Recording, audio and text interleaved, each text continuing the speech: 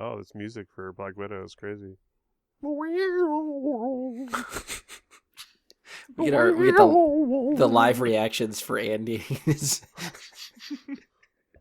I'm getting, well, I mean, that's the other thing, too. We're getting the nose up live reactions for Andy because where his camera is. Oh, yeah, we don't even see your mouth. Can't tell if you're smiling or disgruntled. You just hear your music impressions. Sound like a cat. Andy Cat reacts to the trailers.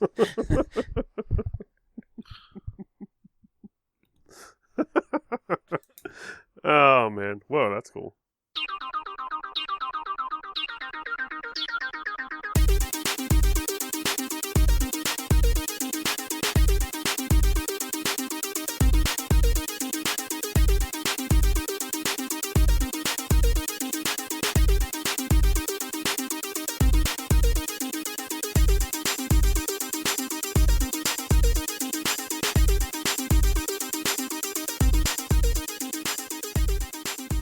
Hello, and welcome to another episode of Bry Guy and His Super Friends. I'm your host, Brian Labick. Joining me for this episode is Andy Stoles. What's up, podcast people? And Mike Bradley. I always wait a little bit because you do pause. I think you extend the pause to make us wonder who you're going to call first out on that. But, I got to make sure you're ready. Have your intro ready. Yeah, that's fair. Yeah, hey, it's me. Check me out on Twitch. It's Darth Pooey. I'll be there playing games. I'm too tired to go further into it. Let's get to these trailers. It's what I do. Speaking of what we do, we're going to cover some trailers on this episode. Give our impressions up through episode 5 of The Mandalorian.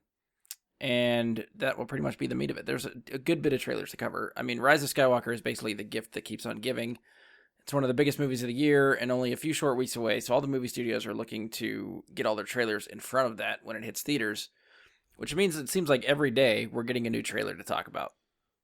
So we're going to record and talk about Black Widow, Bond 25, which is now titled No Time to Die.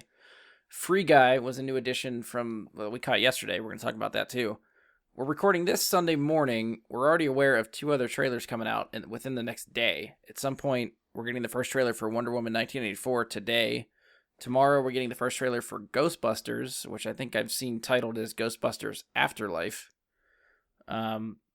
So we're going to try to record an additional piece probably tomorrow night, and after both of these trailers are out, and I'll just kind of drop it in for the edit. And I also think at that point, we're going to finally discuss The Mandalorian, because Andy still needs to watch the latest episode, so we're going to give him an extra day to catch up before we can get into that one. So this episode will be jam-packed. And you know, I'm sure in the days that follow, we're probably going to get a few other trailers. As of right now, I don't know what other trailers we're planning on getting. I haven't seen anything talked about or teased, so anything after this point will be a surprise. I think Mulan is definitely coming. Oh, Mulan's already out. Yeah. Oh, okay. I didn't. Yeah, watch that was it that was a yet. couple Yeah, I'm pretty days sure ago. that was already out. I see. People are all up in arms about it already. Next week. Wow, that's Welcome to the internet. yeah. I haven't even watched it, and I know they're probably just annoying jackasses about it. Oh, yeah. I mean, I haven't read too much about it, but yeah. Yeah, I didn't read the comments for that. I did watch the trailer, but I didn't read the comments on it. It's probably better to stay away from all that shit. Okay. Oh, yeah, stay away from it. Toxic. So yeah, if anything else comes up, we'll try to loop back around. I don't know if we'll actually able to try to get to it before Rise of Skywalker or anything like that. We already have our next episode planned, which doesn't fit with movie trailers. So I don't know when we'll come back to it. If we can try to tack it onto something else, we'll see what happens. But for right now, that's our plan for these ones. So let's jump right in. The first one we're going to talk about is for Black Widow. The movie is some sort of a prequel, which I'm actually not sure if it takes place after Winter Soldier and before Civil War, or after Civil War and before Infinity War. Does anyone know? I haven't seen anything that says specifically. Putting together like context clues in the trailer, I wasn't able to tell. Okay. Yeah, neither was I. Because I feel like she kind of goes off the grid in both of those gaps, so I don't know where this takes place. So hopefully we'll figure that out when the movie comes out. It is set to release May 1st, 2020. It is directed by Kate Shortland, who I'm not familiar with. I tried to look her up on IMDb. She directed some TV. Looks like 3 movies that I didn't recognize, so there's not a lot to go on for her. Stars Scarlett Johansson, Florence Pugh, Rachel Weisz, William Hurt, and Jim fucking Hopper himself, David Harbour. So, where do you guys fall in the trailer? What'd you think? I mean, I have one initial question. I didn't look on IMDb, and I know you have. Do we know who's playing Taskmaster? Because I'm assuming that is supposed to be Taskmaster. He is, Taskmaster in the trailer. I didn't look that closely at IMDb to see stuff like that. I'd rather not know, so I didn't look that closely to see who is credited as Taskmaster. Okay. I didn't know if they had announced, like, usually with a villain, you get an announcement of who's playing them, you know what I mean? I just didn't know if they were trying to keep that under wraps or if it was going to be something we found out. I'm going to try to just quickly, I don't know. I'll try to look. Continue talking. Okay. My initial thoughts, looks good. I saw a thread from the guy who is going to be directing the Metal Gear Solid movie, who's been like pitching it for a while now and writing it, who was drawing a lot of comparisons in the way this looks to some of the Metal Gear Solid games. There's a lot of like very similar costumes, shots, sets, things like that reminded him of it, and he posted a big long thread about it. It was kind of interesting to see. I don't think they're taking this down a Metal Gear Solid-esque storyline because they're not Kojima and they're not kind of crazy. But I think the aesthetic of it, having a good bit of that to it for a spy kind of movie, I would assume. Even though it looks more like an action spy movie, kind of in the shades of Bond more than Mission Impossible.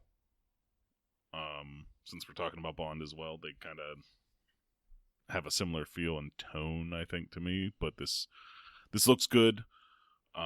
David Harbour's appearance there in the trailer is hilarious and exactly what you'd want from him showing up in a Marvel movie, I think. I think he's going to be a lot of fun.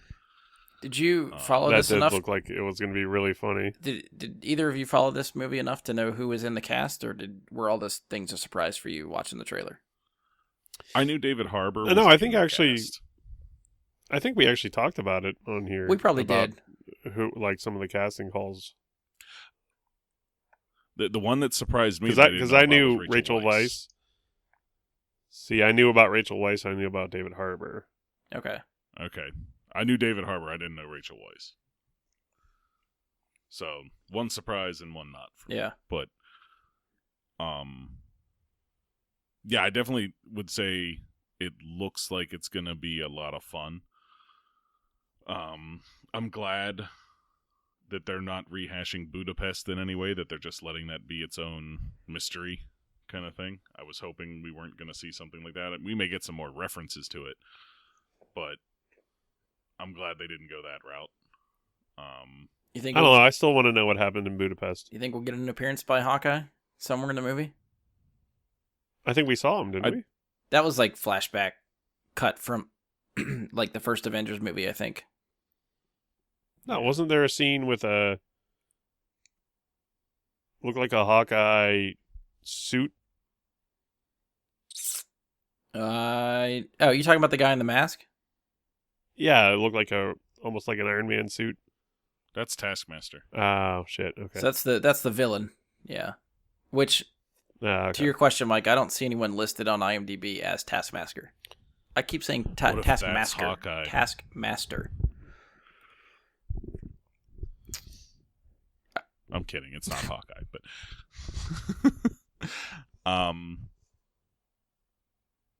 I guess it depends on what time frame we're in as to whether or not we'll get the appearance by Hawkeye or not. Because I think if this is after Civil War, when he is like officially retired, so that he doesn't end up crossing, the Sokovia Accords, I don't think we'll see him. Yeah, right. If it's after Winter Soldier, maybe. Yeah, that's true. So not knowing the timeline, I can't give you my true opinion on that. Yeah. But yeah, I mean, I'll throw it to Andy. It looks awesome. The costumes look cool. The sets look cool. The story still seems kind of vague, which is good. I don't want major story elements in trailers, and I feel like this doesn't give you a great deal of an idea of exactly what's going on here. Right. Yeah. Andy, what are your thoughts on the trailer? Pretty similar to Mike's. My favorite part, I think, was David Harbour putting on his what Captain Russia? What the hell's his name? Red Guardian, I believe. Yeah. Red Guardian, or yeah. That was pretty awesome, and seeing him in a little bit of an action sequence was really cool. Yeah, he almost looked like I thought I caught like a little bit of the Henry Cavill arm reload in one of the shots. Like it's cut where you can't see it as well as when Cavill did it. It's not a full body shot, but it looks like it's hard to tell if he's just brushing himself off or if it's like, look at me, I'm arm reloading. But I think it's in there. I mean, I like when he pumps the muscle in the Yeah. mirror kind of thing. Yeah. Like, Yeah. Do we know anything about Red Guardian? I personally don't I know anything don't. about the character. I didn't try to Okay. research him or anything. I'm just gonna let the movie tell me what it wants to tell me, and then if I want to find stuff out after the fact, I'll check it out. Okay, but based on the trailer, the stunt work looks really cool. And I know I was making fun of the music before, but it was actually a really cool, like intense sort of music, which I dug. Yeah. So I don't know if that was just trailer music or if you'll actually hear the weird in the movie itself. I know Scarlett Johansson looks awesome as usual. It'll be cool to see, a little bit more about Black Widow, things that we've just been curious about seeing her in all of the other Marvel movies. So Yeah.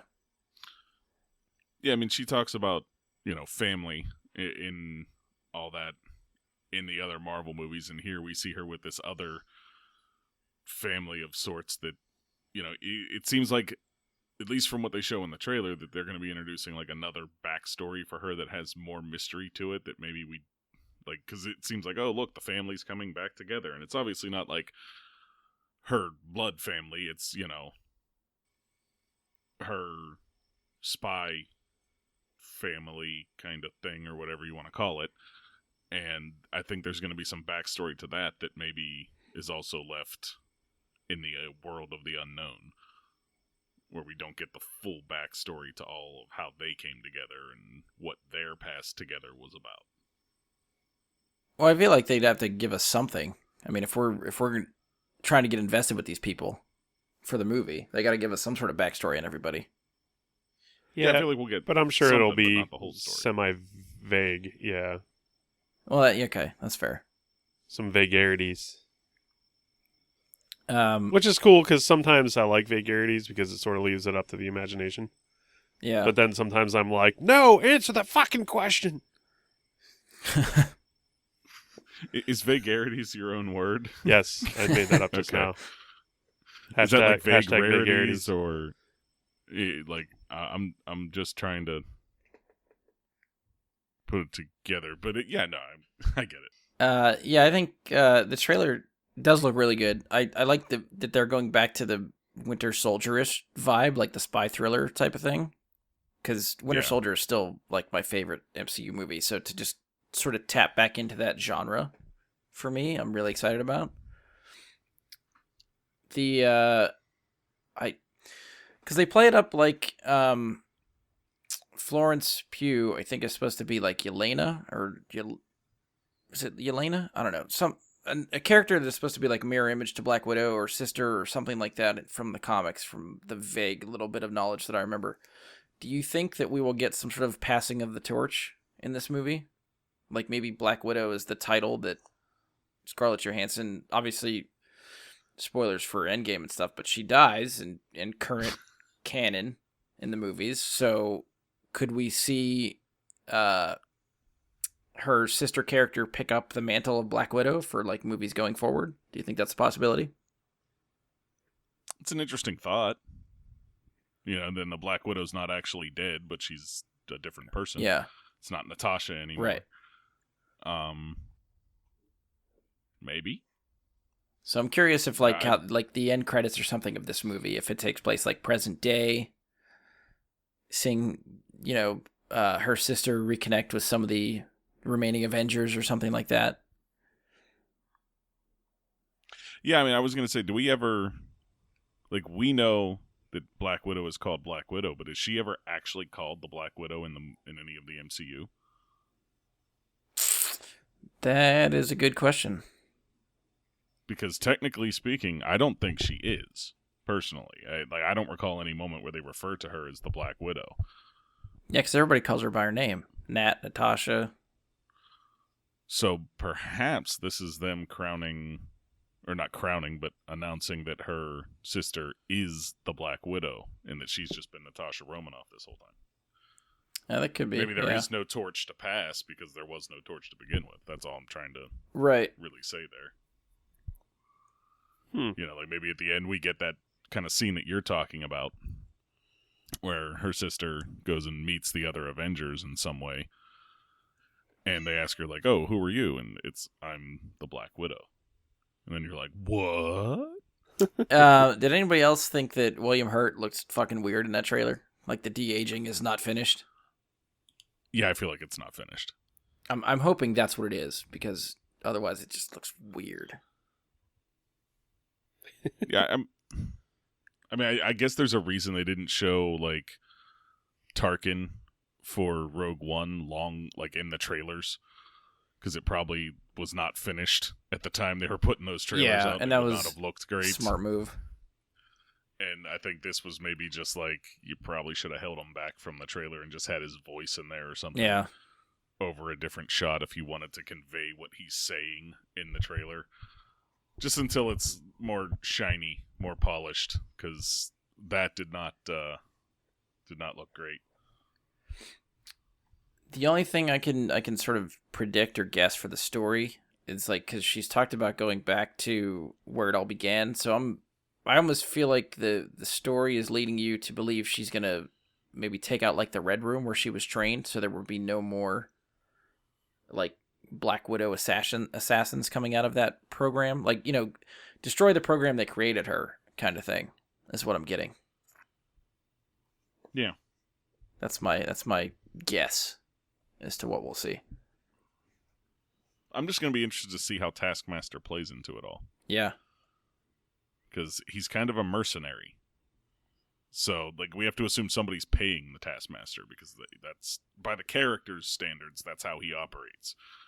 He gets paid, he goes out, and he does what he's paid to do.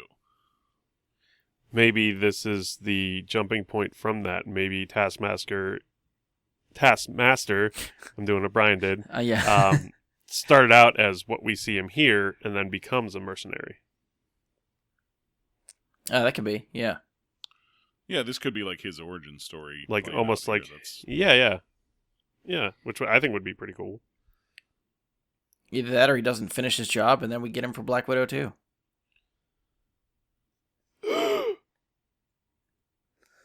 I mean, I think it'll be interesting to see how they play him, because he's an interesting villain to throw in. Because if he is at that point in his story where he's just the mercenary, mercenaries are typically, difficult to play off as villains, because they, they're not as invested. Yeah, they're exactly not as invested in the actions they're going to do. So they're just that, hammer to a nail.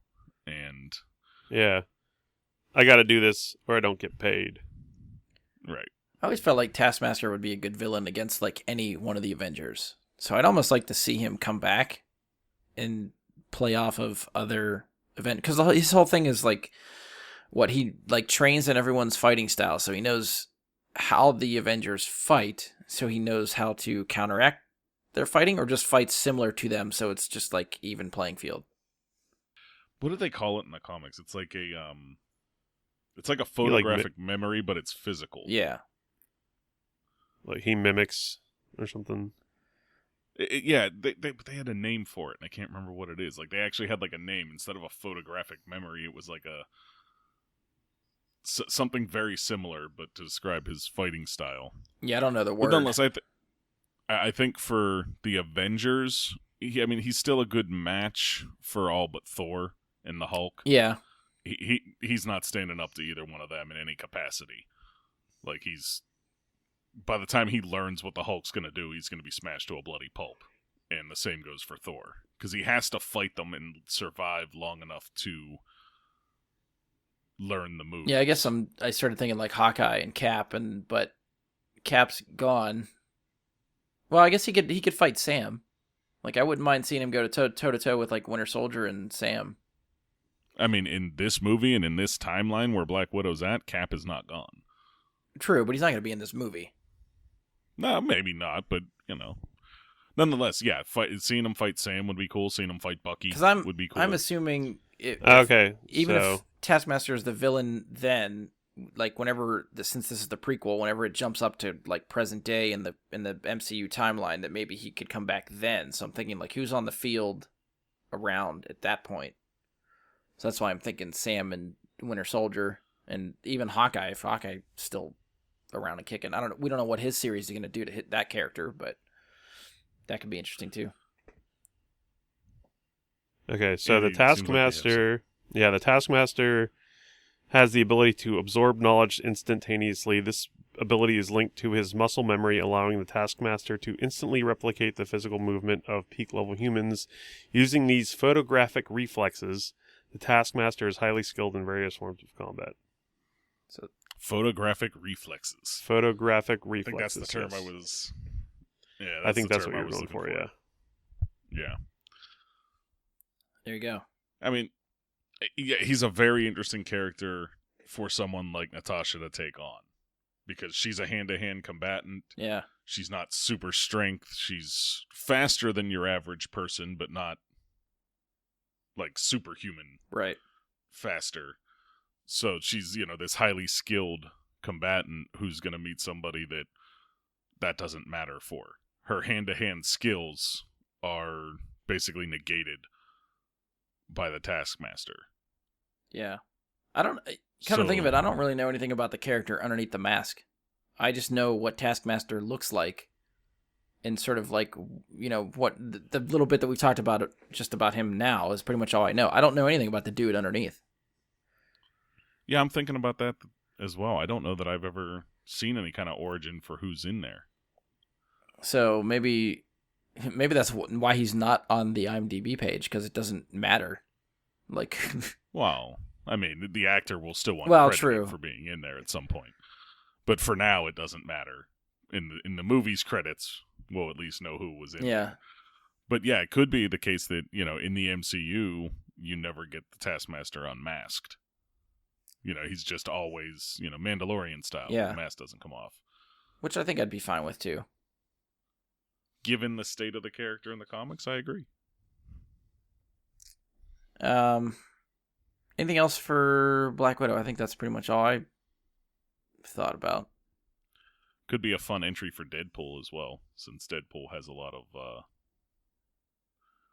Taskmaster fights. So in the future, it could be something like we see Deadpool versus Taskmaster, because that's one of his primary villains, but it was one of those things where Fox had Deadpool and they had Taskmaster over at Marvel that they couldn't do before. So it'd be cool to see Taskmaster survive this and show up for a Deadpool movie in the future. Yeah. But yeah, that's okay. it. Andy, I liked it. I'll see it. Move on.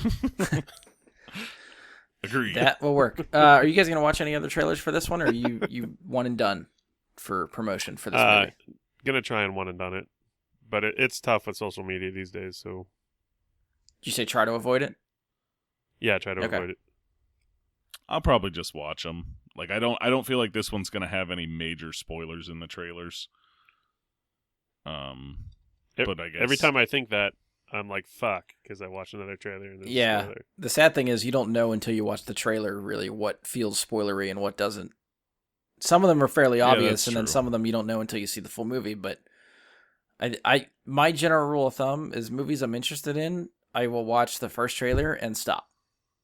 Because by second trailer, I think you start to see a little bit more than I don't want to. If they do a third trailer, that's your spoiler trailer for sure. Yeah. You see Doomsday. Yeah, I would agree. There was and like all that, it's a good example for that. Like the last 30-second spot they put out for Rise of Skywalker has more spoilers in it than the rest of the trailers combined. Did you watch said So- spoiler? Yeah, I haven't kept myself from them because it was just like it was a 30-second trailer, and it was like You're like, this can't be that important. right, like it's just gonna be like a cut together stuff from other trailers is what I was expecting, and there's like it's 30 seconds. There's got to be 12 to 15 seconds of new pieces of trailer they put in that 30 seconds. That I don't know that there's spoilers in it, but it's just like percentage-wise, there's more new content in that 30-second trailer than there was in the last 3. Yeah. So, Yeah, I'm saying I'm still. So I've been pretty clean so far. I'm pretty proud of myself. that's awesome. You've got 10 days to go. Or Yeah. so, man. So we're 11. We're in the home stretch. I'm just gonna Yeah. never turn on the TV and go out of my way to watch any of that stuff online. All right. So next up, we're gonna jump to James Bond, which this is No Time to Die. This movie is directed by Cary Fukunaga, probably best known for directing the first season of True Detective.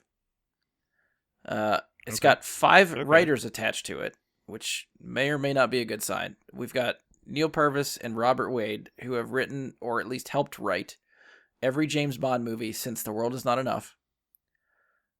Scott Burns is listed as a writer. He helped with the screenplay for Bourne Ultimatum. He wrote the screenplay for The Laundromat, which is out on Netflix now, with Antonio Banderas and Gary Oldman. He wrote and directed The Report, which is out on Amazon now, with Adam Driver. The next person credited with writing is the director, Cary Fukunaga. Lastly, Phoebe Waller-Bridge is credited as a writer. She wrote and starred in Fleabag, created the TV show Killing Eve, and also starred as L337 in Solo. So, I like her. I don't know how she fits into this script. It seems like she's very out of place compared to everyone else that was listed. So, I don't know. This is the 25th James Bond adventure. This is the 5th for Daniel Craig. Besides Daniel Craig, it brings back a lot of returning actors like Léa Seydoux, Ralph Fiennes, Christoph Waltz, Naomi Harris, Ben Whishaw, Jeffrey Wright. The young son guy in Daniel Craig's Bond movies, as far as I'm concerned, Roy Kinnear, who plays Tanner, who's briefly seen in the trailer. That guy's in like all these Craig. He's always the guy that gives Bond like the exposition and like catches him up when he shows up to MI6 and stuff. That guy's awesome. I love that guy. The movie also adds Rami Malek as the new villain. Lashana Lynch comes back, or not comes back. She is added as a new 00. And Anna de Armas from Knives Out, and I didn't realize until I looked her up just a little bit ago that she's also from Blade Runner 2049, where she was Joy. Mm-hmm. Movie set to release April 10th, 2020. What'd you guys think of the trailer? I'll let you go first, Andy. I went first last time. Well, I was slightly confused by the trailer because I think of the Daniel Craig Bond movies, I've only seen the first 2, which was what, Quantum of Solace and Casino Royale. Casino Royale. Casino Royale. Yeah, and I've seen I have not seen Spectre or Skyfall. Okay. Are those the other 2? Yes. Mm-hmm. Okay. Yeah, so I thoroughly enjoyed Casino Royale and Quantum of Solace. I thought that Daniel Craig is an excellent Bond, and I was, I wanted to see Skyfall and Spectre, and I was going to, and then I didn't. Well, there's time to make up for that. Of the 2, Skyfall was definitely the better. Yes. Agreed. Spectre would probably help you understand what's going on in this movie more, it looks like. But Skyfall is definitely, in my opinion, of Daniel Craig's Bond movies, it's the best one so far. Skyfall was better than Casino Royale. My opinion. Oh wow, okay, I'll definitely that's my opinion. I liked Quantum of Solace, but Casino Royale was, in my opinion, better. Yeah, I think the reverse of Mike. Me personally, I think Casino's still the best. Okay. Craig. Well, no, best flat out, just best James Bond movie for me is Casino Royale. Oh, ever? Yes. Oh, I wouldn't go that. See, far. I'm still a Live and Let Die fan. I watched a lot of the personally. old ones. I never felt as invested in a lot of the older ones, like Connery or Roger Moore or any of those ones. GoldenEye was always the one for me. For Pierce Brosnan was the one that was like top tier. But again, that's the Bond I grew up with, so Brosnan always had a soft place in my heart for him as Bond. Sure. But I agree. Yeah, I think Casino Royale topped GoldenEye for me, which again was my previous favorite. So for me, that's where my logic falls, and Casino Royale's top for me. Wow. Okay. I mean, I would say Live and Let Die, Goldfinger, GoldenEye would be my top three. Yeah. And then maybe Skyfall, and then even maybe Casino Royale right after that. Mm-hmm. But Live and Let Die to me is just... I'd like Roger Moore is not even close to my favorite Bond, but that movie, I love it. I love that. That could be an experiment for us at some point, but like since I was never really invested in James Bond, if I watch them now, I'm wondering how they hold up for me. Like the older ones, if they're still going to be like, oh, those are good, or it's just going to be like, these are really outdated and just bleh. That's one of the reasons I like Live and Let Die, is because it holds up. If you watch that one, there's not a whole lot of like the crazy shit they got into in some of the later Roger Moore films and some of the Timothy Dalton stuff. Like Moonraker is absolute fucking nonsense.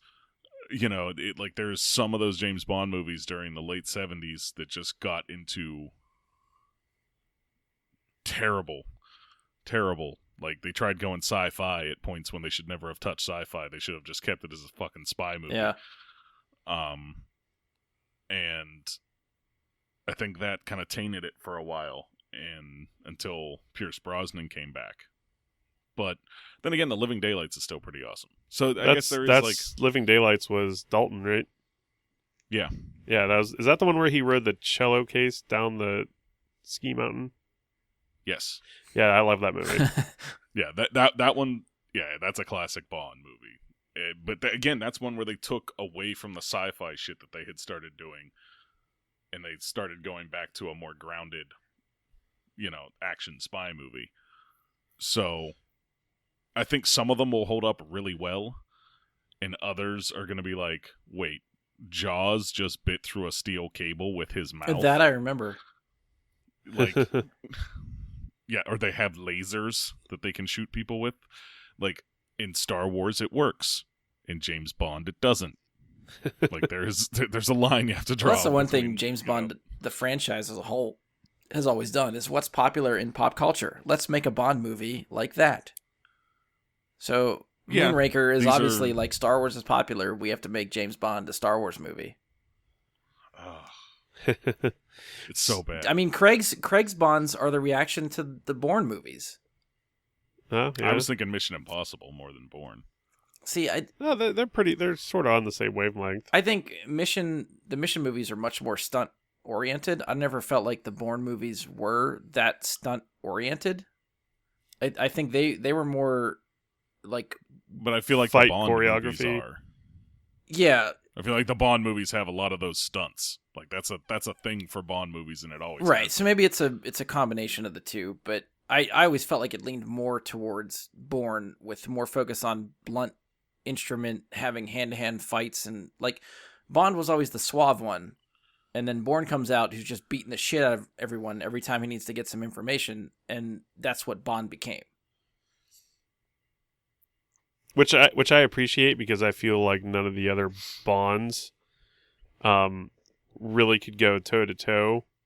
Like you don't really see Pierce. I mean, he fought a little bit, but you never really saw Pierce Brosnan or like really bust out some serious MMA style type stuff. Yeah. I mean, for me, Pierce Brosnan he will always be the Bond that takes the the boat that's flying and dives into the river with it, and he's straightening his tie under the water as the music plays. It's like he's a tech Bond. I like that. Yeah, exactly. I love that version of Bond where it's just like straightening the tie at this moment is important. But this version of Bond with Daniel Craig, the kick-ass version, I dig it too. He has moments like that though. There's that moment in Skyfall when the train rips apart and he just lands and then straightens his cufflinks and goes. Yeah, that's true. Spoiler for it's in the trailer. Oh no, that's in the trailer. I saw that. I knew that part. That's what made me want to watch the movie.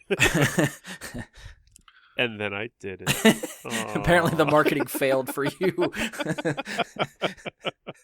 So I don't know about you guys, but a lot of my Bond experience has always been wrapped up in I can't remember what cable station used to have like the Bond marathons. Yeah.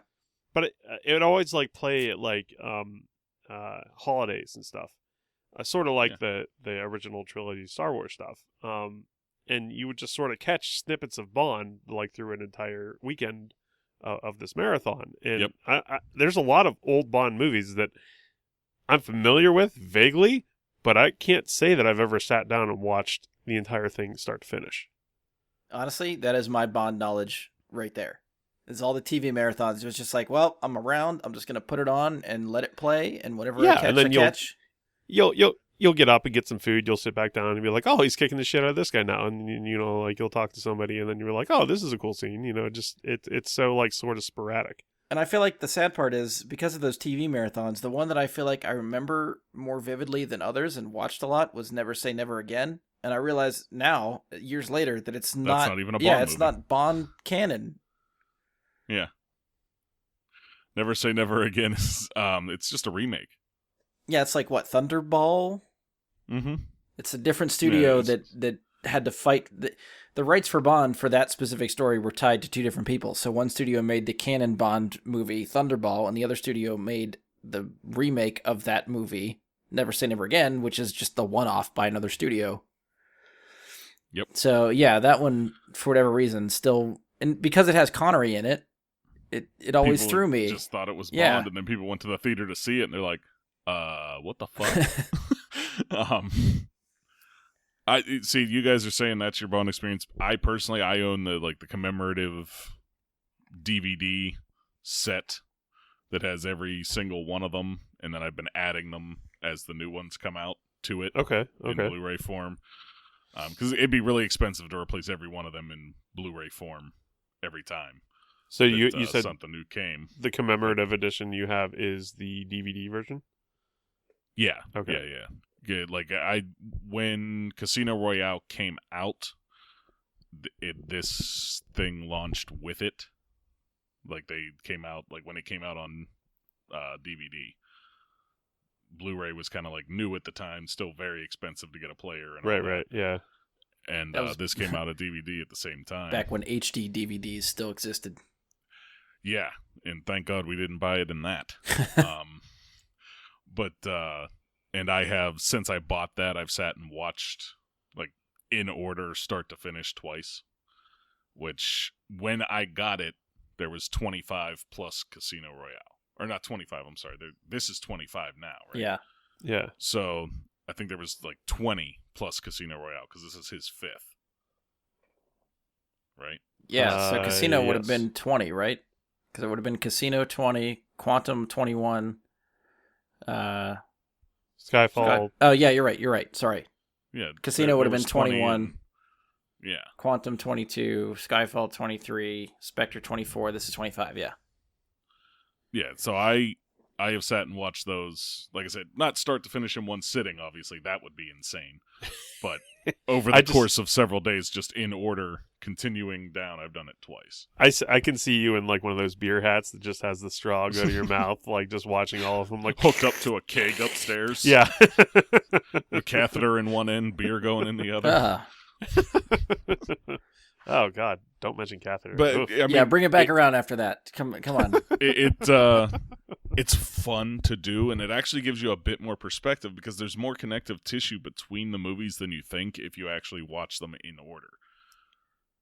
Like the older movies, like a lot of a lot of them, when you watched them when you were younger, felt like one-offs. Right. Because you didn't know the correct order to watch them in. You didn't know what the connective stuff was. Now you go back and you watch them, and there's actually a surprising amount of stuff for each Bond that... Which I kind of wanted to end with that question, but since we're sort of on the topic now, I'm going to bring it up now. Do you prefer your Bond movies self-contained, or do you like the one continuous story? Because I've seen a lot of people complaining that Craig's Bonds, all 5 movies, sort of play into each other, almost like...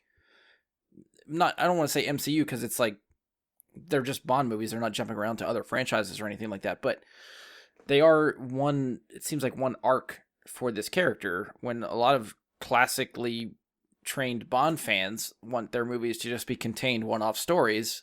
But like you're saying, even the older ones had some connective tissue. Maybe not as obvious or forced as what these ones are, but they are there. Well, they didn't have the character development for Bond that they're trying to put in here. Right. You know, Bond was Bond, and that was it. That was his character. He was cool. He was smooth. He was a badass. He could do all this stuff. And he was a womanizer that probably had lots of diseases. And he, you know, that's what he did. That's what he was. And there was not an arc to his character. And now that there is, I don't have a problem with that. Like, it's character development. That's good writing. That's better writing than what they had before for the character. Yeah. You know, before it was kind of lazy not to have the character change in any way over the course of several movies. Andy, what do you think? Do you have a opinion? I really did. I kind of dig the continuity, I suppose, of the Daniel Craig. Yeah. stories. Even only having watching the first 2. Even having only watched the first 2. But I feel like all the other Bond movies are, to me, they're one-offs, but I have never watched them in order, like Mike said. If I did, I'd probably notice some things that I'm like, oh, hey, what? You know, like stuff like that. But,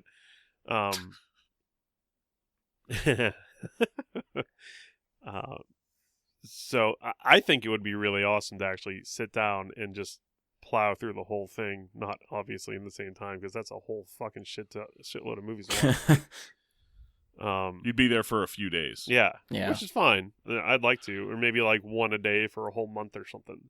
For a month? Yeah. Well, this one doesn't come out till April. You have time.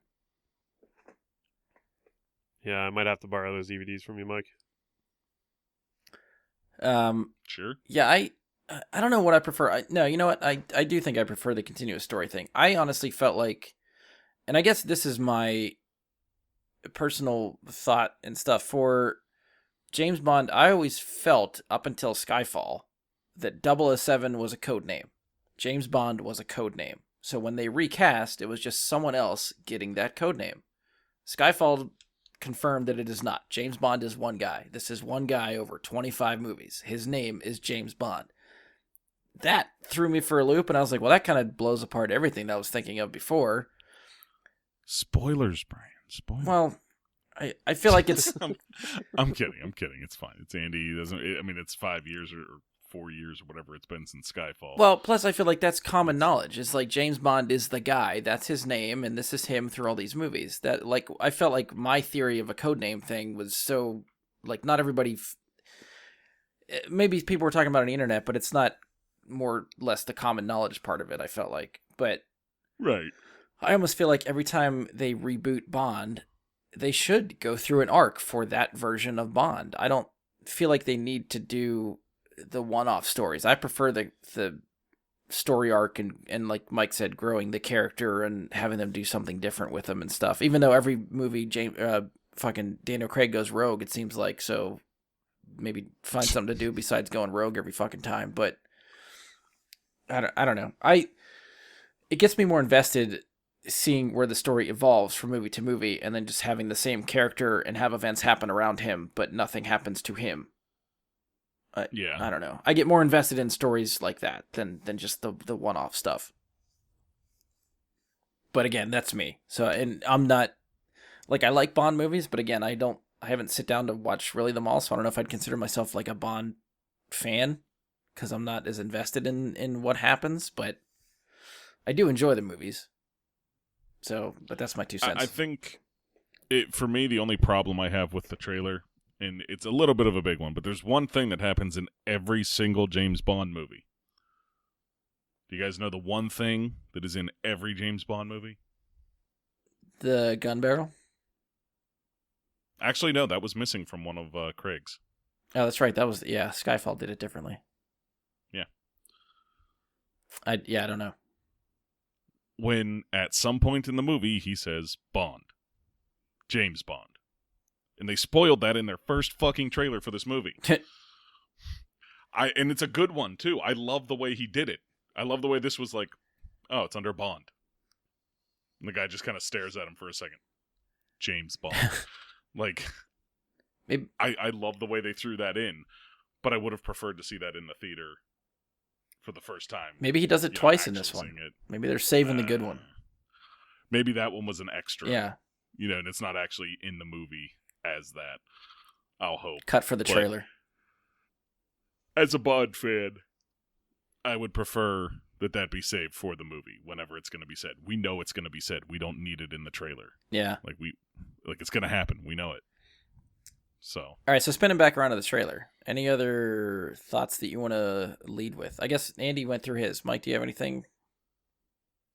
I mean, other than that, I mean, it looks good. It's interesting that they're going to bring back in Christoph Waltz's Spectre. To Oh, spoiler! He's in Spectre, Andy. Yeah, the title of the movie is Spectre. I know, I'm just messing with you. It's interesting that they're going to bring him back in, and it seems like it feels very Skyfall with him being like in captivity talking to James the way that Javier Bardem's character was in Skyfall, the same kind of thing, in captivity and all that. Yeah. It feels very similar to that, so I don't know if I like that choice yet or not. We'll have to see.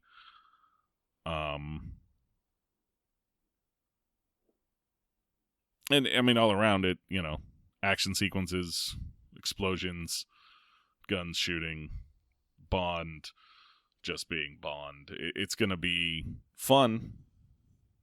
But Bond movies can go either way. Some of them are really good, some of them aren't. And that's been the same for even Daniel Craig. He's been a good Bond, but Quantum of Solace was kind of a little bit of a letdown for me. And Spectre, I wanted to be a lot better than it was. Yeah. So I'm hoping this one turns back towards, the direction of Casino Royale and Skyfall. And it looks like we can't tell from the show. Yeah. It's, I always felt like Quantum being like the direct sequel to Casino almost needs to be, like, if you ever watch Casino Royale, you immediately have to watch Quantum of Solace afterwards, just because I think they play better as a double bill like that. Yeah. Spectre, I've actually only seen once, and I bought the movie, and I haven't watched it since I bought it. But this trailer, bringing those characters back, makes me want to sit down and actually give that movie a second shot and see if it plays any better now. Especially since it seems like this one's going to bounce off of Spectre more than anything else. So it almost looks like that for requires a rewatch of Spectre.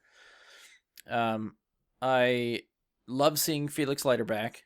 I think he was sorely missed from Spectre. Because I don't think he was in Spectre, was he? I don't remember him in Spectre. I'm in your same boat. I'm probably gonna watch Spectre again very soon. Yeah, but it's been a while. I think I've only watched it twice. Okay. So. Yeah, I'm excited to see Christoph Waltz back. I mean, Spectre was weird, and he was a little bit weird, but I kind of like weird in James Bond, so I'm excited to see what happens, what they do with him. Remy Malek is the villain. I think is a fantastic casting, so I'm hoping he does really good. There was a couple shots in the trailer that I fucking just loved. There was one shot of Lashana Lynch, and it's real quick. She's like got tactical gear and a gun, and she disappears into a shadow, which just she dives into the black, which just looks fucking sweet. The motorcycle jump stunt was amazing. The Just the shot of like when the miniguns come out of the front of the Aston Martin and he's Oh driving, yeah, that was cool. doing donuts with the gun just shooting around. That felt like a video game thing to me, which I feel like I've played before, and I was like, that just looks fucking great. I would say that's GTA 100%. Right? Yeah, that's true. Yeah, in a car, like that's exactly what that is. and It sort of reminded me of Twisted Metal. oh yeah, yeah, that too. that's more what I'm thinking of. I think, Definitely. yeah. And then the final shot of the trailer with that homage to like the gun barrel where he's in the tunnel and just quickly turns Yes. and shot. I love that shot. That was really cool. So there's a lot of potential here. I'm actually more excited for this than I thought I would be. Just hearing, okay, like we're getting Bond 25, and this may or may not be Craig's last.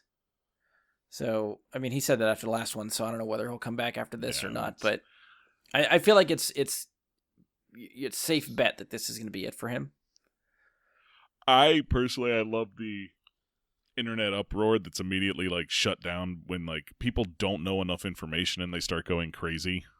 When it was announced like, oh, Lashana Lynch is going to be people were throwing it as she's going to be the next Bond. They're making her Bond, and they start flipping out and going crazy. And the typical people that would normally go crazy over such a thing came out, and they had no information about it. Yeah. And now that you see the trailer and you're like, oh, she's just going to be there. You were making an ass out of yourself for nothing. I love that it does that to them. Just shows them for being the idiots that they are, and going crazy. But the other thing I was going to say, you mentioned Rami Malek as the villain. There's one thing I can say for this generation of Bond: the actors they have chosen to be their villains is phenomenal. Oh yeah, I don't think we've had the level of quality in our Bond villains for any Bond at this high a level. Except I feel like Quantum's largely forgettable. Like, I don't know what that guy's name is. Quantum is forgettable, but when you have Mads Mikkelsen, Javier Bardem, Christoph Waltz, and now Rami Malek as your other four villains, that's fair. You're allowed one forgettable villain. I'm pretty sure... I mean, aren't they all Academy Award winners? Well, if not nominees. Yeah, that would take some research, but you might not be wrong. So they have some insanely talented villains for these Bond movies, and that's so important. So even, like you said, with Spectre, where it was kind of all over the board, you still had Christoph Waltz putting on his show, which was awesome. So yeah, like, I can't wait to watch it. And if this is Craig's last, and presumably they'd reboot Bond again after Craig, do you think this is like no holds barred movie? Like, do you think they're just gonna start offing people? Like, do you think Felix will make it to the end of the movie? You think he's gonna die? Do you think? I always thought like the rumor for this movie was that, it's implied for the trailer. So Andy, I'm gonna spoil something for you. Damn it. From Spectre. He ends up with Lea Seydoux' character at the end of Spectre. And it was always, I feel like, rumored that this movie would sort of remake or pay homage to Her Majesty's Secret Service, where Lea Seydoux would die, and then it would be like Bond on a revenge type mission. Do you think she'll make it out of the movie? Or do you think she's going to die? Well, I mean, I don't know that that's necessarily a spoiler. I kind of caught that context clue from the trailer, right? Which is why I wasn't really too hesitant of spoiling. It wasn't too spoiler. It was sort of a leap of faith that he was with that girl that he saw in the hallway, but I mean, they even say in the trailer he gave everything up for her, right? So that's Spectre, basically. That's fine. Yeah. I sort of I took that leap and I was like, okay, I understand this. So I wouldn't call that necessarily a spoiler. Okay. I mean, as far as like people dying and stuff, I don't know that we're going to see a whole lot of it. I mean, I'm sure you'll see somebody like Lea Seydoux' character, maybe. Felix, I don't think so. I think Felix is fine. Okay. I don't think we're going to see we haven't really seen him much in action capacity. I don't think he's going to be in dangerous situations. I feel like he's more like, he's not the field agent. He's the desk agent who relays information to his CIA field agents. and this time he's going to Bond because Bond is Bond, and Yeah. That being said, I'd like to see fucking Felix get in on some of the action with Bond. Come on, let's give us the Bond buddy comedy, not buddy comedy, but buddy action movie. Okay. Of Felix and Bond, or at least a sequence. Yeah, would be good. It doesn't have to. It's not going to work for the whole movie, but as a sequence, I would be fine with that. I want to see these two bros get down. Just something like where Felix is with him, and he's like, "This is how you." Jeez. Bad terminology. Fucked up Mike's train of thought there. I wasn't going to say that. I just came out of my mouth, and then Andy's reaction made me second guess what I just said. Well, what I was thinking, sorry, Mike, was something along the lines of like, like Felix goes out with him and he's there for like half a mission and he's like, "This is how you get things done." What the fuck? Like, like he's, I don't know, they're in a plane going off the edge of the cliff. Like, this is what has to happen. It would be an interesting. Takes one mission with Bond to moment. Make sure he stays behind the desk.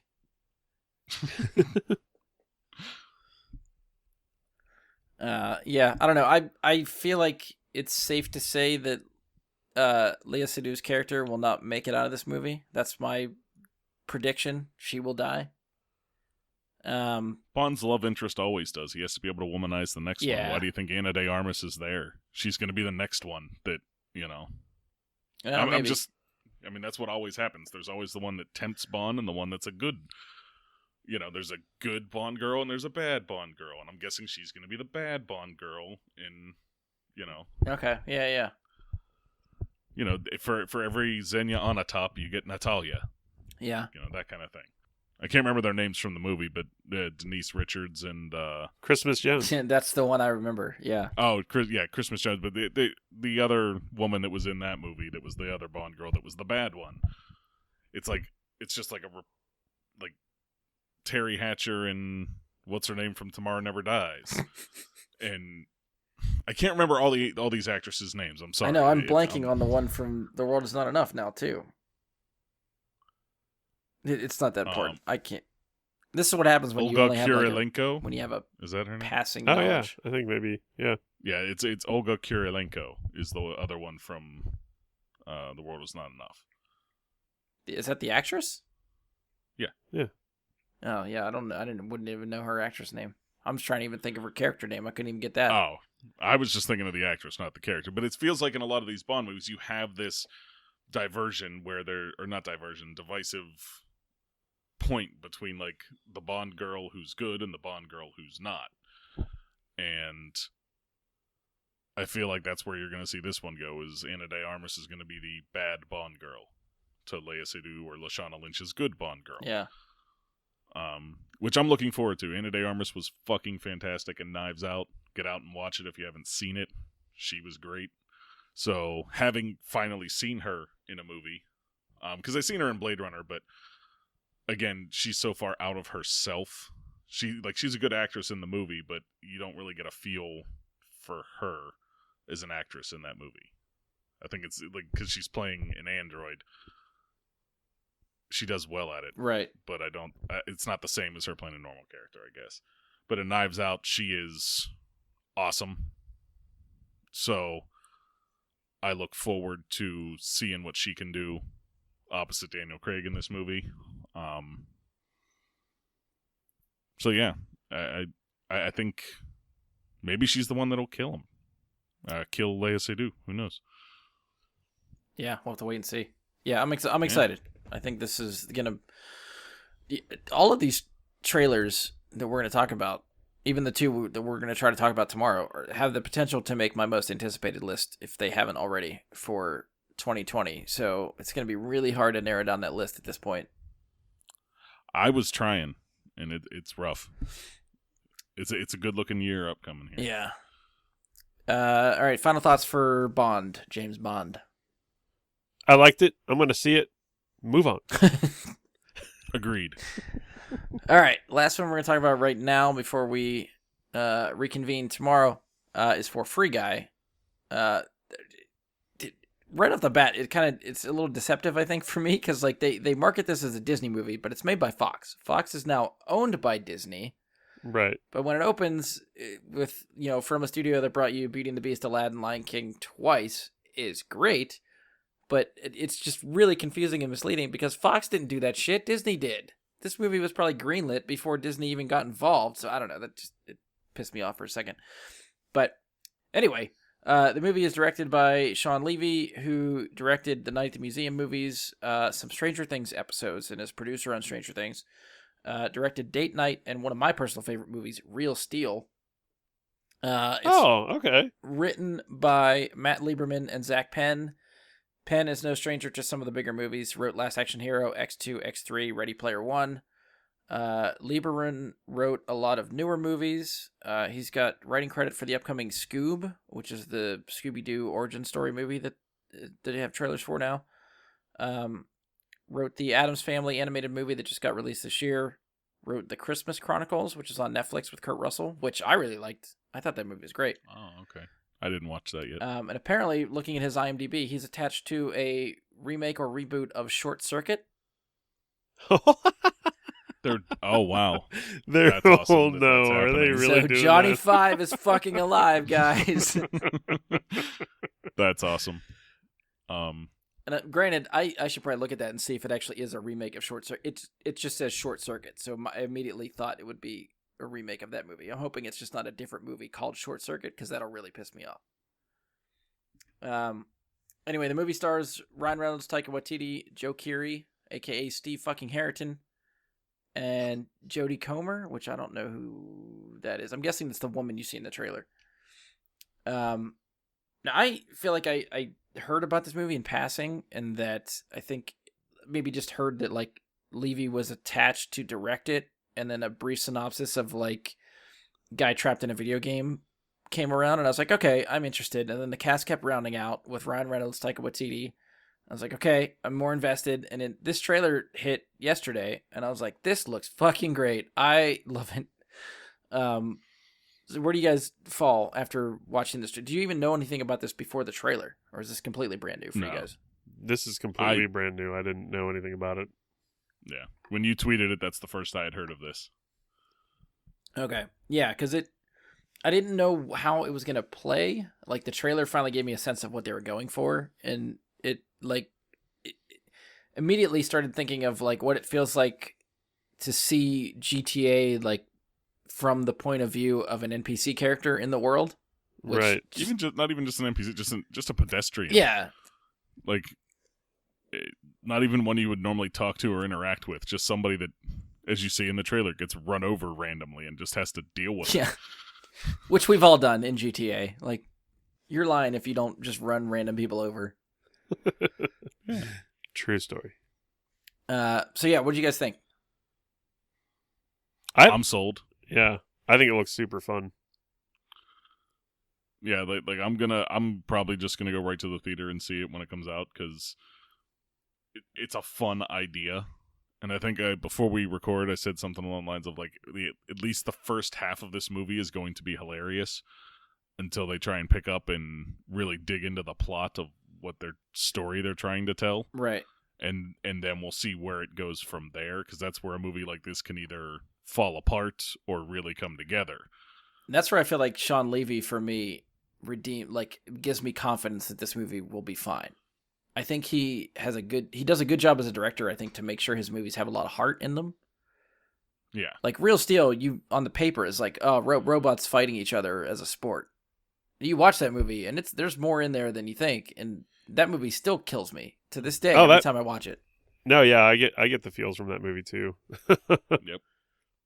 And you wouldn't think it. You're like, oh god, this is sort of cheesy, and then you're like, wow, he really does bring the heart to that movie. Yeah. I feel like that movie's undersung. So if you haven't seen Real Steel, fucking Hugh Jackman's in it. Go see it. It's great. It is really good, yeah. And so with what I was saying, if they can turn it into that, if what you're saying comes true, and they can put some heart into it, they can make it into a decent movie, in spite of it being like the type of movie that typically would be coming out a stinker in the end, because they took a fun idea but didn't know what to do with it. They were like, "Oh yeah, I'll make a movie where we're an NPC," and then they don't know what to do with it. How many times do you see movies that have good concepts for fun ideas but don't actually have a plot that they don't want anything to do with? Sort of like R.I.P.D. Yeah, R.I.P.D. The Hitman's Bodyguard. I feel like they had the idea with like, oh yeah, just put Samuel L. Jackson and Ryan Reynolds together and let them have banter and it'll work. And for 25 minutes it worked, and then you were like, okay, this doesn't matter anymore. That being said, if they make a sequel, which I feel like they might be doing for Hitman's Bodyguard, I would see it just because I liked the two of them together in a movie. Right. Like, the two of them together works, and it'll get people in the theater to watch it because they're going to be funny together. But they needed something. They needed a better plot. But again, this is something where I hope that they can do better than movies like this have done in the past. This could go like one of 2 or 3 different directions, and only one of those, say, 3 directions is a good one. Yeah. So I'm hoping it's as fun as it looks, and then it turns out to be good too. Yeah. Yeah, I'm excited for this. Again, I wasn't sure how I was going to visualize. I think the way they worked it out with like the, it's almost like the Reynolds is the NPC character, and it wasn't until like the sunglasses almost represent like player control. So like if a player takes over a character, they give them the sunglasses and they can see all the stuff in the world that they can interact with and do. So when he just ends up getting a pair of those sunglasses, it's almost like he's being, I don't know if it'd be, see, this is where I guess the rules of the movie and the world have to make sense, but I don't know if it'd be player controlled or if he's somehow unlocking himself from the game because he has the sunglasses. The sunglasses seem like they're key to being able to not, whether you're non-player controlled or you make the decisions and are player controlled. That's the sunglasses are the hook. Yeah.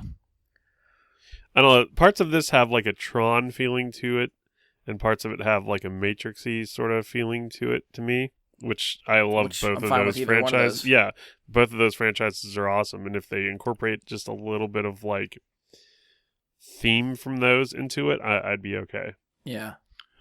In that's kind of where I was headed, is if they work those themes in and it works well, then it's awesome. Right.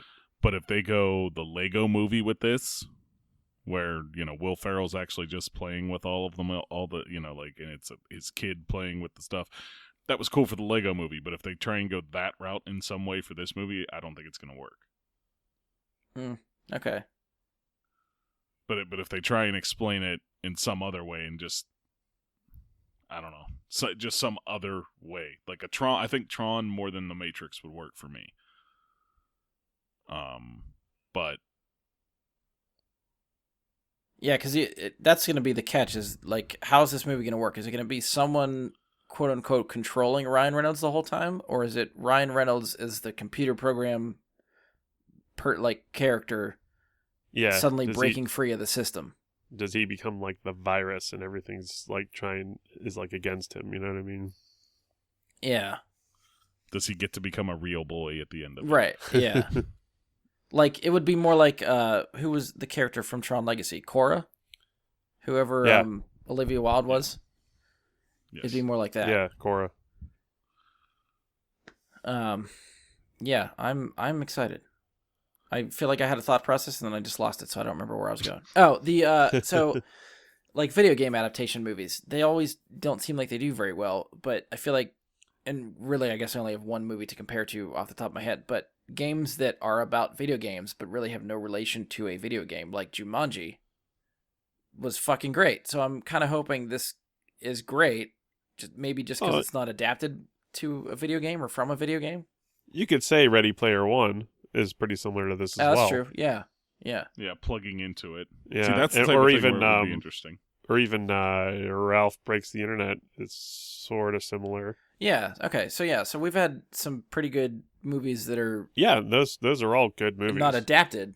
They're just about video games, which I think are might be the way to crack the code. Maybe we can't adapt, which gets me a little weary for the Uncharted movie that I keep waiting for forever. Certain video games adapt better to movies than others. Like the Super Mario Brothers was never going to make a good movie. I'm sorry to say, Sonic the Hedgehog is not going to make a good movie. I saw the trailer for that last night, and I'm excited for that. Yeah, Jim I might Carrey actually looks watch like it. he's going to be hilarious. Sonic looks don't, great. Don't get me wrong. Now he does, yeah. Jim Carrey is the only reason I will see that movie. And you know what? Like his performance will, I'm sure, be amazing. Yeah, and I didn't know that James Marsden was in it, but it looks like he and Sonic are going to be this really cool buddy cop thing. And I don't know, it looks funny to me. I'm probably going to see it. But I feel like it just doesn't translate well to a movie, is what I'm getting at. Like, whereas something like Uncharted, something like Metal Gear Solid, something like Tomb Raider, the last Tomb Raider movie was excellent. The difference is they don't have a very video game feel to them, like a classic video game feel. The movies can be movies because the video games they're coming from have cinematic plots. I also think the audience is different for the games you mentioned as opposed to Sonic also. Sonic is a kid's movie. Yeah. Well, no, I understand, but like what I'm getting at is like there's a difference in games that we have now than a lot of the video game movies that we've had to work with in the past. Whereas now there's much more cinematic stories being told in video games. Oh, yeah. And I think that opens them up a lot more to Hollywood interpretations. But like I said before, like Mortal Kombat, was that ever really going to be a good movie? Hey, I love especially Mortal in Kombat. the area they did that.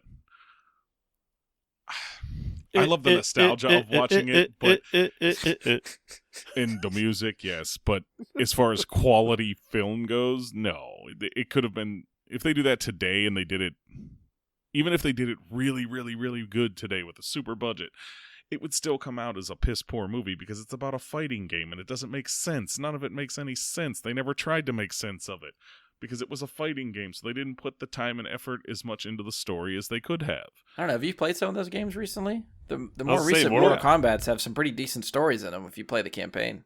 Yeah, I really like the Mortal Kombat 10 story. I haven't tried 11 or 12. But granted, I get your point. They weren't too worried about it back then, but now I think they could actually make a good Mortal Kombat game or movie with a story in it. That's fair enough. If they went with the story that's available now from the games that have come out now, as opposed to the games that came out then, yeah, they could do it. But nonetheless, all I'm getting around to is like video game movies in general were struggling for a long time for the same reason comic book movies struggled, by not steering enough into the skid of the video game-ness. And, comic book movies struggled for a while because they didn't steer hard enough into keeping true to the comic books. Well, that's studio decisions. I think that's hiring people that don't give a shit about what they're making. Right. And I think if they're going to steer into the skid, this is a fun interpretation of a video game movie. Because it's not supposed to be Grand Theft Auto, as far as I know. But it's a very similar world to Grand Theft Auto. I feel like if they titled the movie Grand Theft Auto, that would just be a whole complete shitstorm of like internet reaction that people, like all the moms would throw their hands in the air and be like, you can't make this fucking movie. Well, yeah, I mean, the other thing is I think people would want the Grand Theft Auto story more, as opposed to something like this. They would want the Tommy Vercetti story.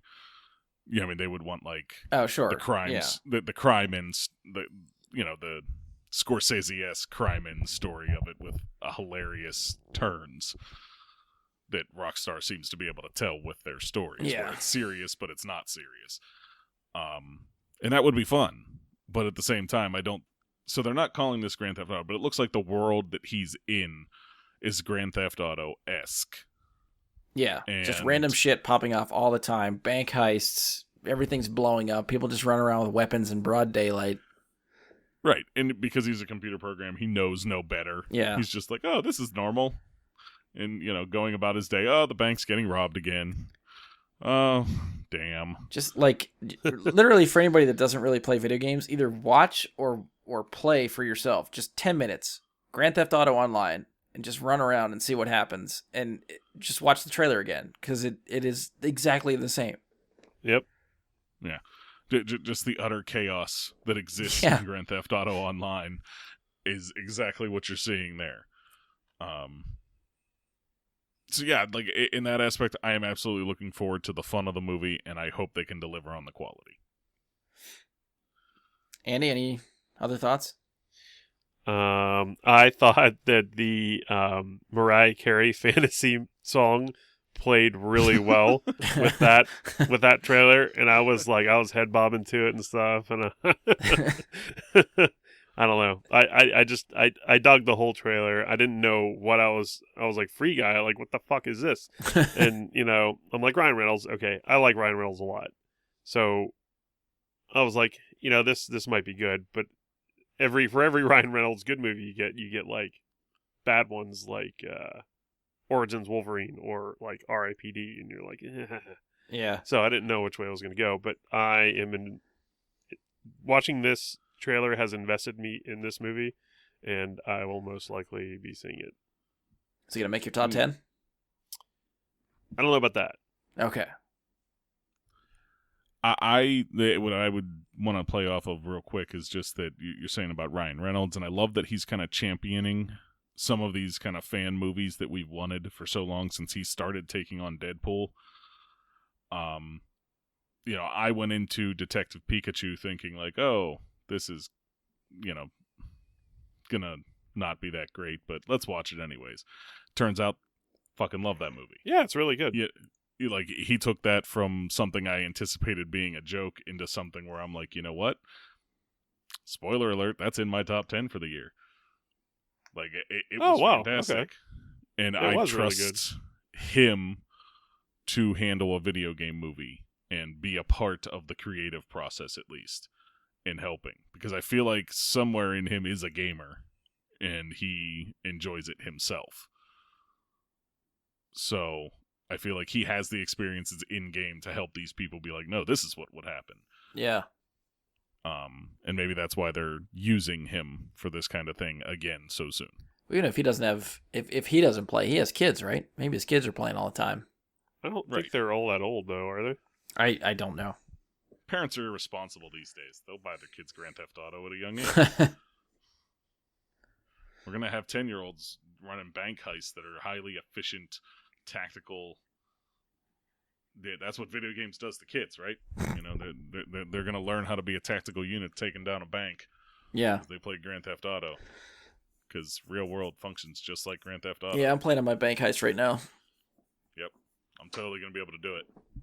I just need to find the 3XL big and tall tactical suit.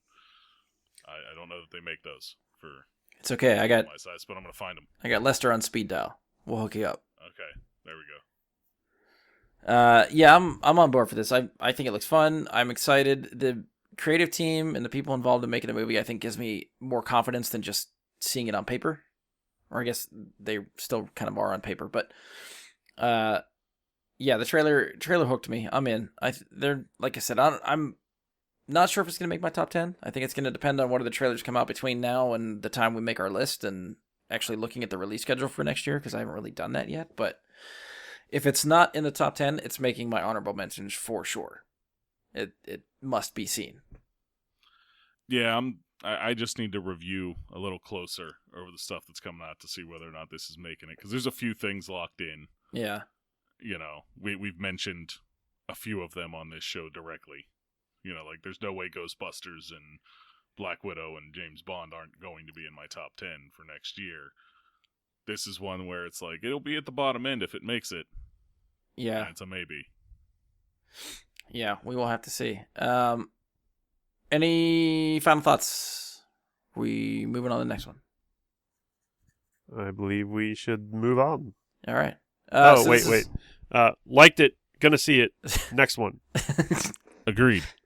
All right. So at this point, we will probably pass it off to our future selves, which I will splice in here after tomorrow night.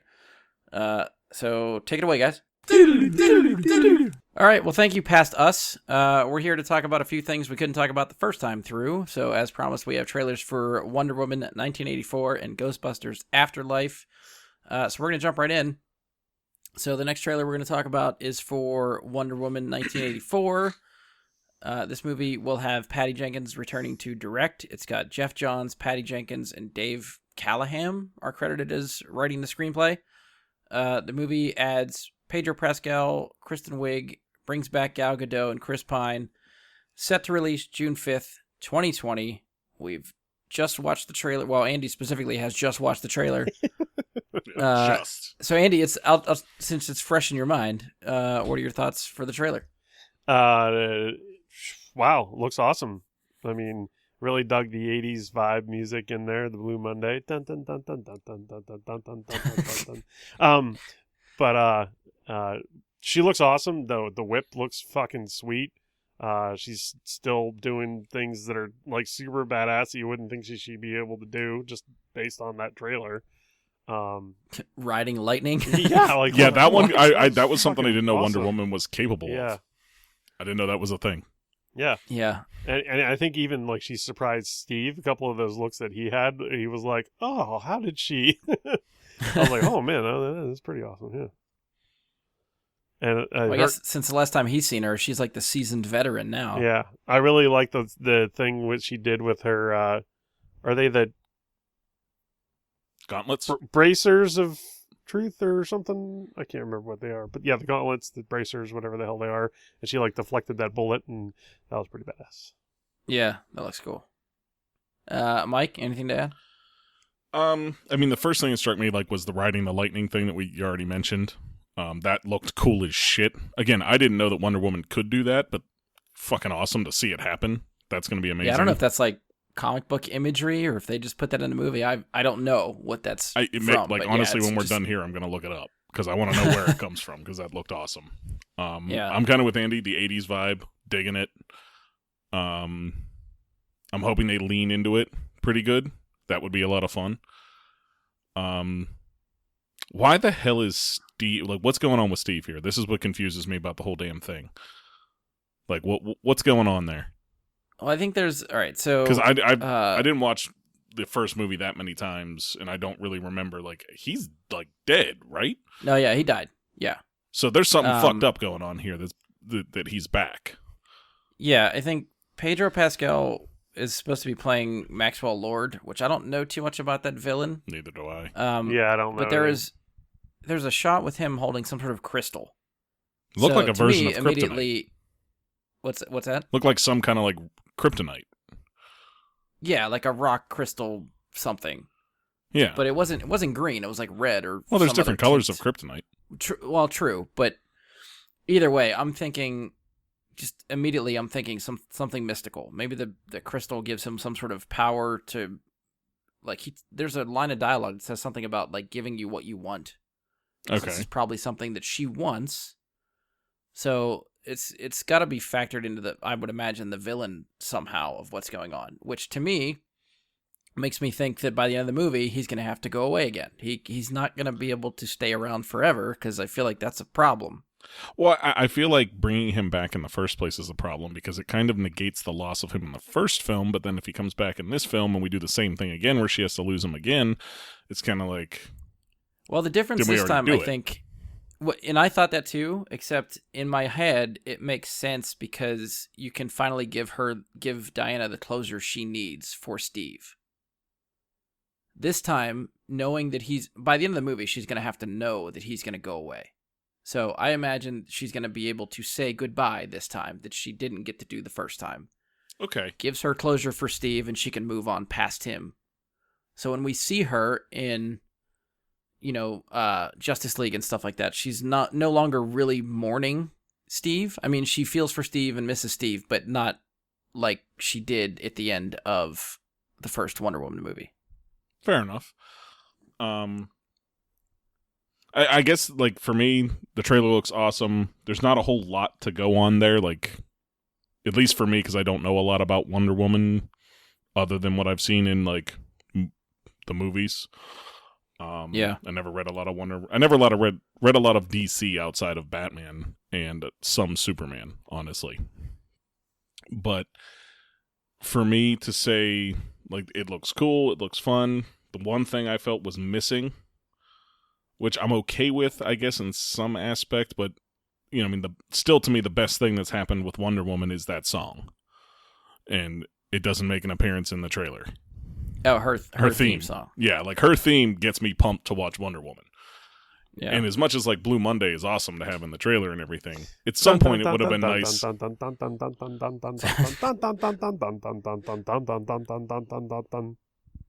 Okay, Andy's rendition. Sorry.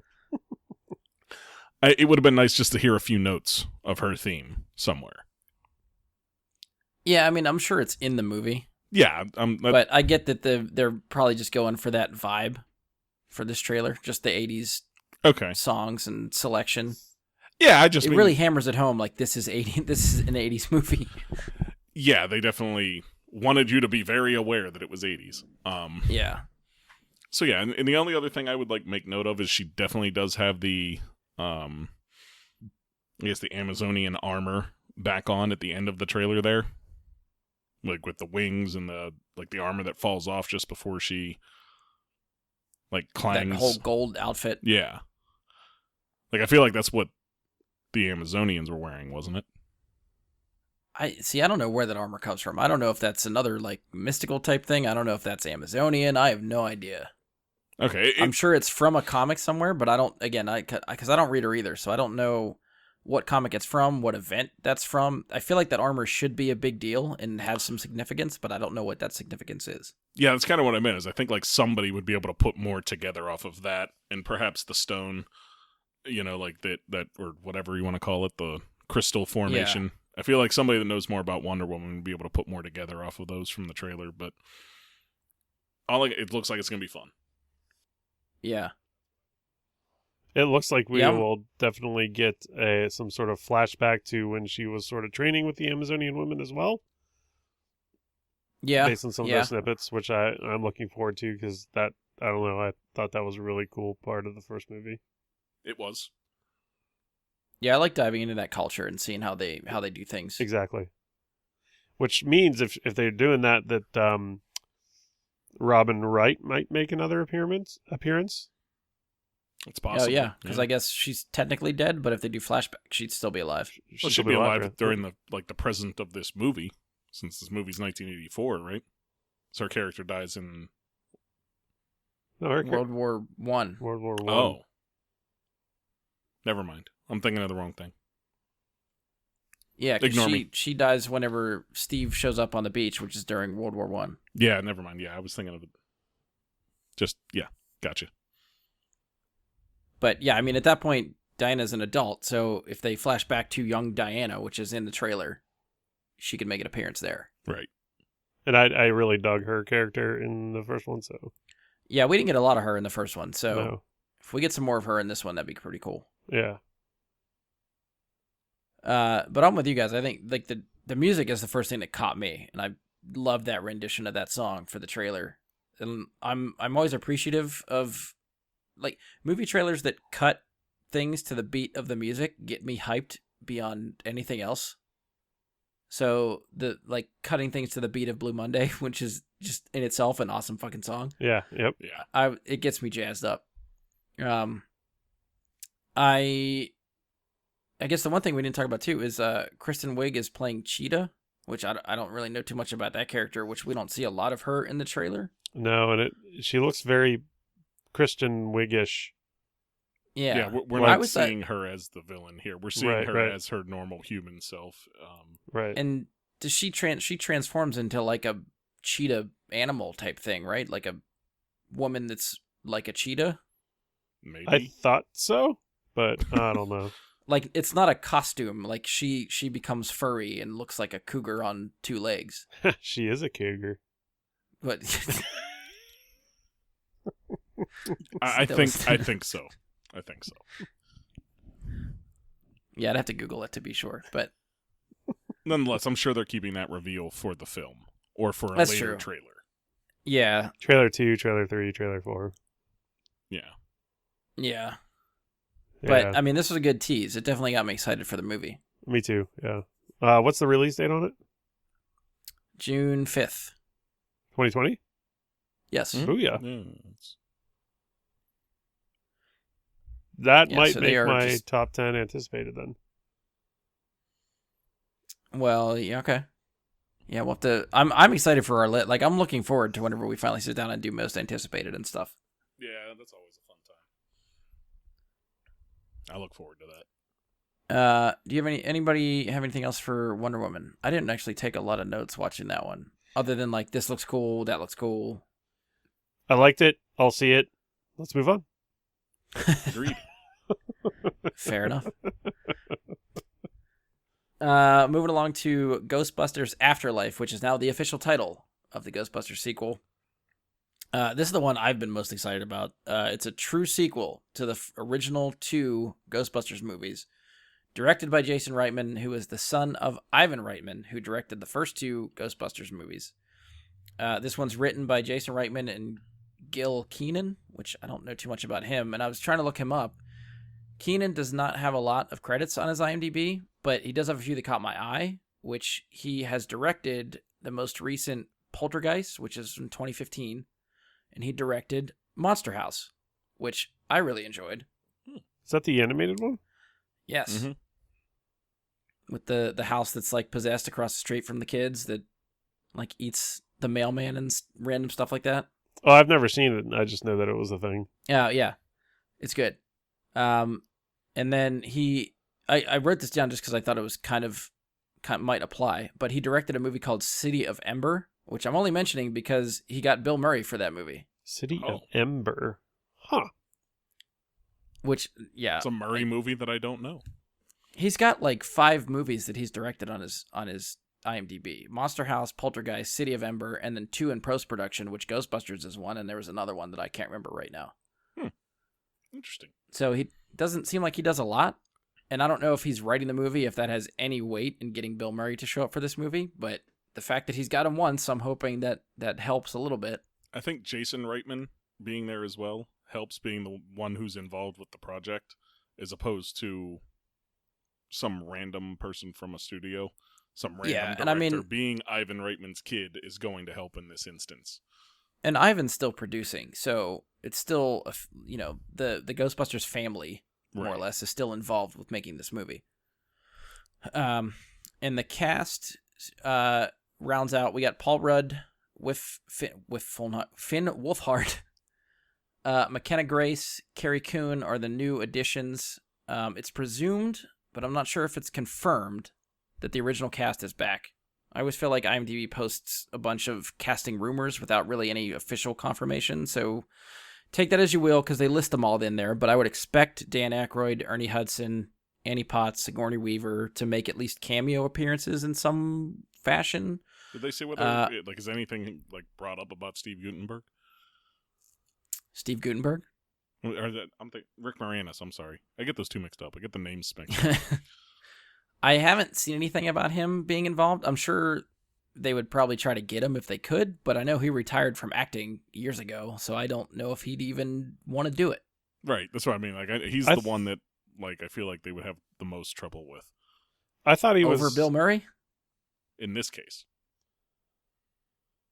I don't know. I think Bill's very elusive. I don't even think... he's the question mark for me. I will not believe he is in this movie until I see him in this movie. Fair enough. I'm not going to read... I don't care what anybody says that, as far as online comments or articles, that he is in there. If it's not, some sort of variety source or official publication like that saying he's in there, and I'm still going to question it until I actually see him in a trailer or in the movie, because I feel like he could just decide to do whatever the hell he wants to. It's a big question mark for me, but I just have to wait and see for that, I guess. But Andy, what were you saying? Sorry, I cut you off. Oh, I thought I read that. I thought I read somewhere that Rick Moranis was gonna start up again. He's sort of retired to take care of his kids, and now that they're older, that he might start doing it again. But I could just be. You talking about Rick Moranis? Rick Moranis. Oh, okay. I could just be a load of crap. I don't know. I know he started making music. He was putting out some albums, actually. What? What kind of music does Rick Moranis do? I'm thinking I don't jazz. remember. If I had to guess. I don't. It might. I can't remember if it was jazz or country or somewhere in there, but like bluesy maybe. I don't know. I remember hearing about him making some music and doing a couple albums. I think he's done at least 2, and I don't know how recent. But he retired. He started making music, and I don't know if he's actually done any acting in the last 5-10 years. But I really hope it's a country album. Like, I'm going to look this up when we're done. Rick Moranis country.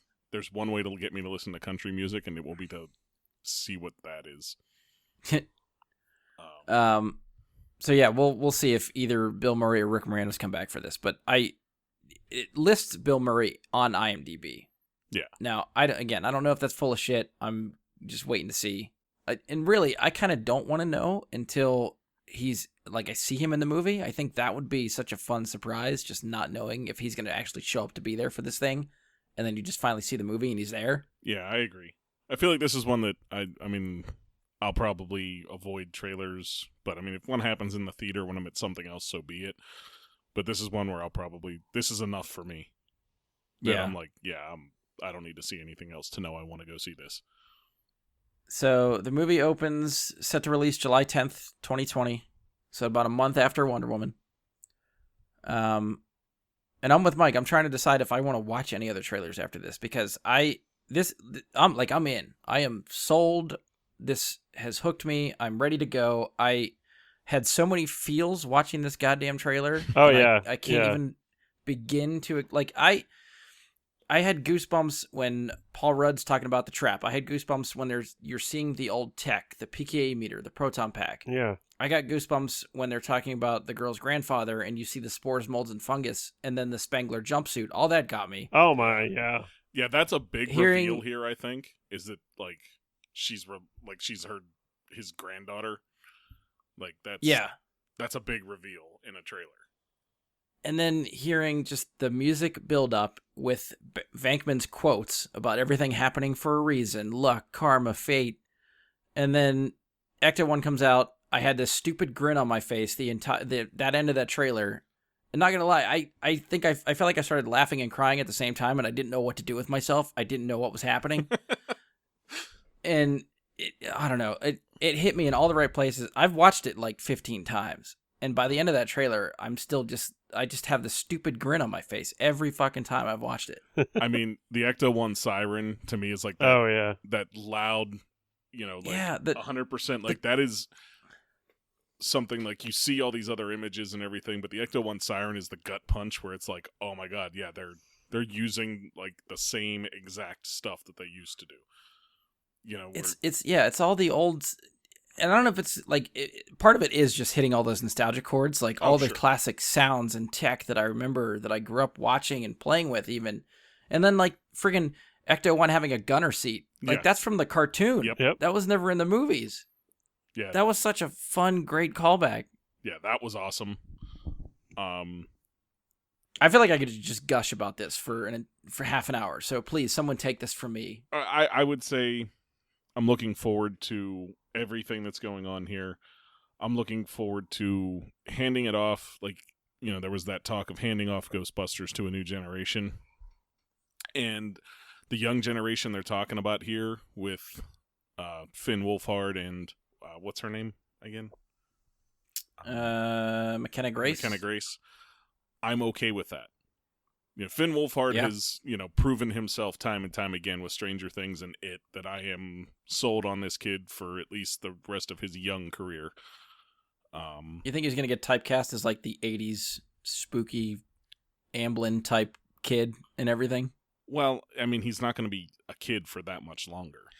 True. So I think he's going to have to between this, Stranger Things, and It, it's like... Oh, yeah. He's got his genre. He absolutely has a genre, but I love that genre. Yeah. So him being a part of it, I'm good with it. Her being a part of it, I'm good with it. If Paul Rudd is part of who they're handing it off to, I'm good with that too. Oh yeah.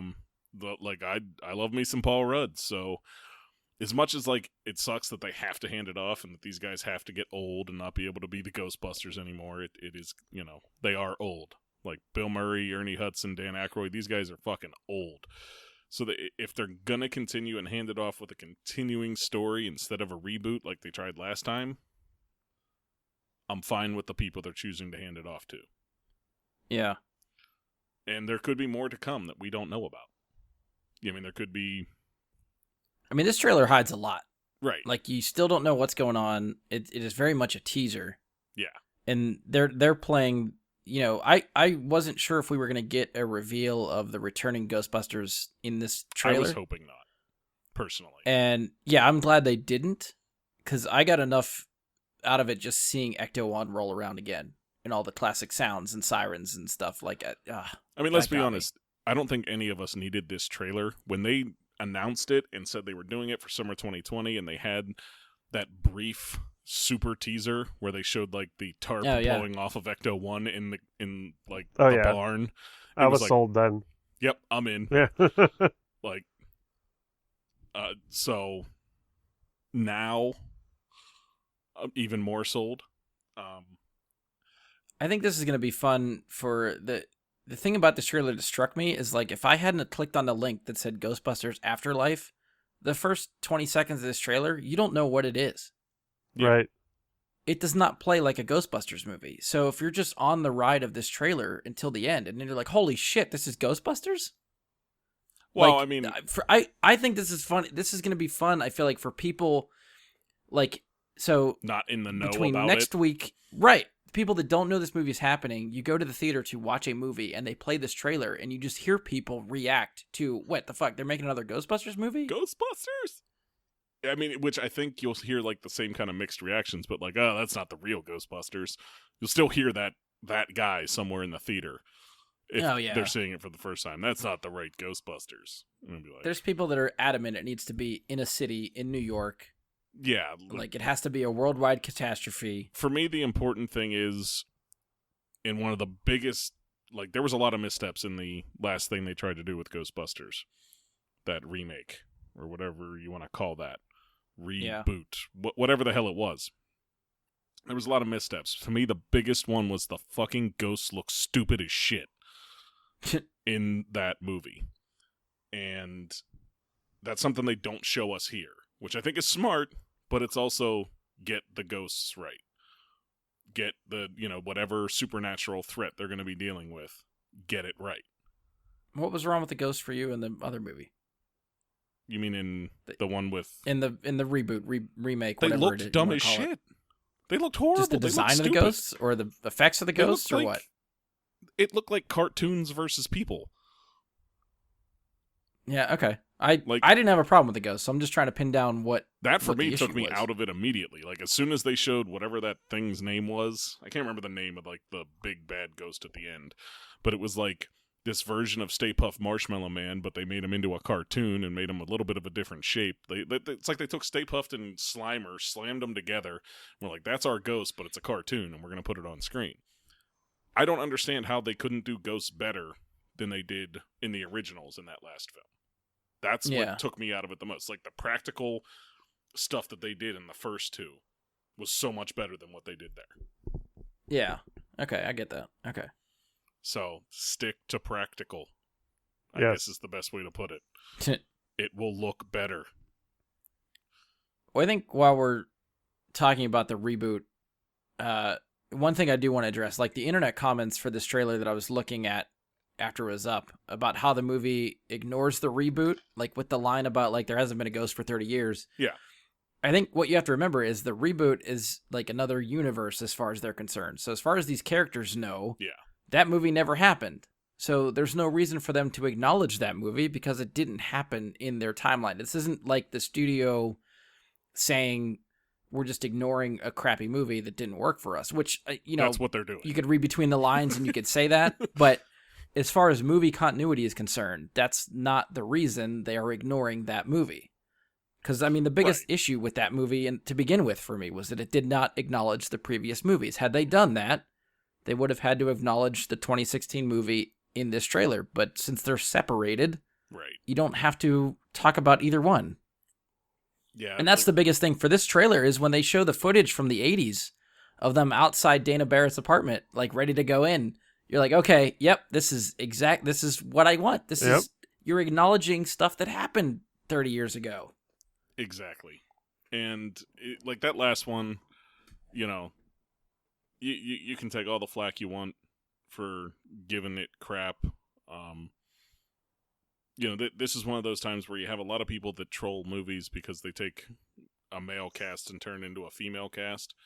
In that case, I'm not on their side for their reasoning of complaining about that movie, but I'm on their side that in like one of the only few instances where I'm like, that movie was awful, give it shit.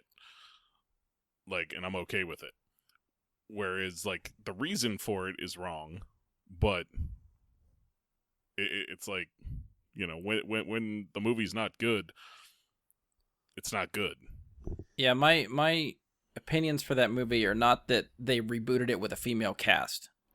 Because honestly, if they took that cast and then just passed the torch to them and then acknowledged everything, it'd have been fine. It'd have been literally, way I'd better. be fine with this trailer if you put in the female cast. Yeah. I don't care if it's kids or the female cast. This story would work for me with whoever you want to bring in. It's the fact that, one, they didn't acknowledge the older movies for the reboot, and two, I didn't think it was funny. Chris Hemsworth was the only thing I really laughed at. Yes. And he made me laugh. Nothing against those women as comedians and other stuff they've done that have made me laugh, that I find them funny in, but that movie specifically just fell flat. But, I mean, another thing I would say there in that case is they tried a different comedy. Ghostbusters and Ghostbusters 2 was dark comedy. It worked because it was very good ironic satire, and it didn't try to be slapstick funny, silly funny, or anything like that. It took the ghost busting part of it as both a joke and a serious threat at the same time. Yeah. Which this feels like it's doing. Whereas that reboot felt like it took the jokes and the threats as jokes and didn't do either one very well. It wasn't written for adults. It was written as, it was not good. I could go on, but it was not Ghostbusters. It was not the same genre of comedy. I know, I feel like I bring it up probably every time we talk about Ghostbusters, and it's probably not available online anymore because we're probably so far into episodes now that 100 episodes back, you know, you're only able to listen to 100 episodes back, so I think it's before all that stuff. But at some point, when Sony leaked all their emails, or when all their emails got leaked, I remember reading the email between Paul Feig and Amy Pascal about his pitch for what Ghostbusters was going to be, and it literally turned out to be the same fucking movie, and I remember trashing that email because it sounded like shit. And that's the exact movie we got. I remember to that. To this day, it pisses me off. I remember that podcast very well, actually. Yeah. I think that was I don't know why. That was one of the first podcasts I think it was on. Yes, that had to be a while again then. I wish I remember what episode that was, because that was deep back there. But I feel like we did the same thing with the second Jurassic Park movie, where at some point we were talking like just before a show, and I was absolutely trashing on the idea of what the next Jurassic Park movie would be, and then they made that, and it was like, yeah. Fuck. Yeah, there's a few predictions we've got right. I remember that one. Well, I guess we didn't predict that Ghostbusters movie. We predicted it was going to be crap, but we didn't predict the plot of it. No, you were told what the plot was in a leak. We just agreed that it was going to be crap. And I feel like we pieced together a lot of BVS before it came out, based on trailers and stuff that we caught. And those are the only two that are off the top of my head. But anyway, sorry, I just keep talking and rambling. Andy, I want to make sure you get in here and chime in. So what would you like to add? I think maybe I caught a real quick blurb of some green flashing by the screen real quick, and I'm really hoping it's Slimer, like super hoping it's Slimer. Yeah, there's the ghost that they're chasing at the end. Like, you don't get a solid shot of him, right. But I that would be my first guess is Slimer. Yeah, because it's like that like ecto green, like. Which I thought was cool. I wonder if they're going to do the Slimer friendly versus Slimer original Ghostbusters. Oh, right. I hope it's more. Yeah. I hope it's more cartoon Slimer where he's like a buddy. You gonna give Slimer a proton pack? Yeah, hell yeah. Oh god. See, now this is the path like where I'm like, I think that would be hilarious in some ways, but in others, I hope they don't do it. I'm super pumped. I think Paul Rudd is a great actor to have in this movie. If he is sort of like the kids, what's a good word for it? Weather vane, to sort of steer them in the right direction. Okay. I don't know what the hell you would call him, but Mentor. there you go. I like weather vane. Shut up. I was trying to let him get there. I was just letting him struggle with it, and just like, shut it, both of you. I didn't say anything. I think that's awesome. Finn Wolfhard, I'm assuming, is going to be one of them. But besides him and like the Spengler granddaughter, we don't really know who else would necessarily be one, right? like that Well, they're handing there it was a down third to. kid, Oh, that is. but I didn't that's look right. to see who the third kid was. Yeah, the third kid But that it he's looked- talking to at the beginning, you mean? Like Oh, right at the right, opening right. of the trailer, he's talking to the girl about like why she brought him there or something like that. And Right, she said right. for fun Well, and when stuff. they're in the car, like when the seat slides out, there's a third kid in there with him. Finn's I driving. didn't notice that. McKenna's on the seat, and then there's a kid in the middle. Really, It's like a little Asian kid. I did not notice that at all. Yeah, so he's in the car with them. So I don't know if he would be part of the team too, but I don't know who that actor is. So I can't really give him props for possibly being part of the team. But I mean, if they're casting young and they want to, sort of revitalize this franchise, I think that would be a smart way to do it, is cast young kids and have them grow into the roles if you want to keep making movies. Right.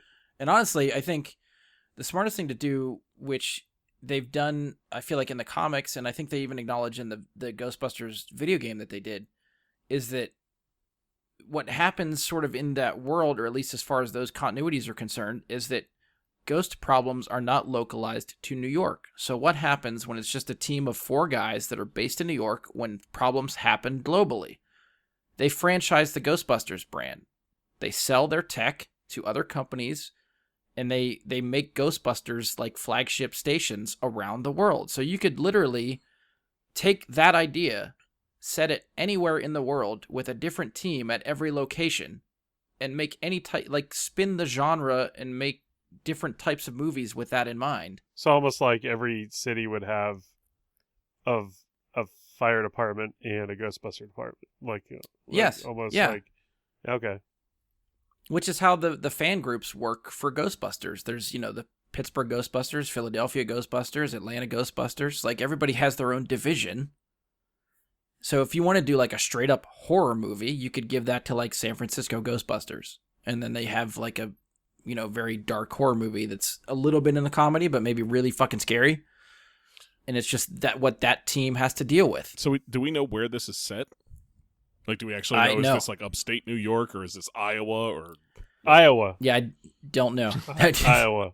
because I just went back and looked just out of curiosity on what you were saying. I figured it'd be interesting if it wasn't the Ecto one from New York, but it is. Yeah, that I figured, but I think you're just led to believe like That's this is Egon's what I'm gathering workshop. from the trailer. Yeah, Egon maybe never lived in New York, so maybe Oh yeah, at the time the Ghostbusters, they saved the day twice. After New Year's of 1989, the ghost problem went away, and if there's no ghost to catch, they don't have the money to sustain their business. They go out of business. So what happens when the Ghostbusters business fails? Egon, I guess, went home, which is this farm somewhere back there. He took Okay. all his shit with him, kept collecting spores, mold, and fungus, put in a fire pole to get to the basement, which is fucking great. He liked it. It was Yeah. It sounds weird to say that Egon liked the pole. You had to make it weird. It's Ghostbusters. You're supposed to make it weird. Not that weird. I feel like Venkman might say that. But yeah, I feel like it could work wherever. So if you're, the studio's not sure what this movie's gonna do, if you set it in a small town, the budget's smaller. True. So if you're only throwing $100 million at this movie, and it comes back and makes gangbusters, then your next movie you expand to other cities or whatever you want to go from there. There's a lot of potential here, and I don't know why they never did anything with it earlier, why it never worked, before. But I mean, if this kickstarts the franchise again, I'm all for it. I want as much good Ghostbusters content as I can get. Definitely. I mean, and like I said, I think there's a lot of ways that this can work and just keep going. Especially because if you don't need that same cast. If you want to branch out and have different casts for every movie, you can do that. There's ways to do it. And then you could have your big MCU type movie, just bring some sort of worldwide threat where you have to get all the branches together to solve the ghost problem. Oh, yeah. That'd be awesome. East Coast, West Coast, Midwest. Yeah. I'm all for it. Canadian-y. Yeah. they talk the ghost down up there. They come in and I don't know, on their Mounties.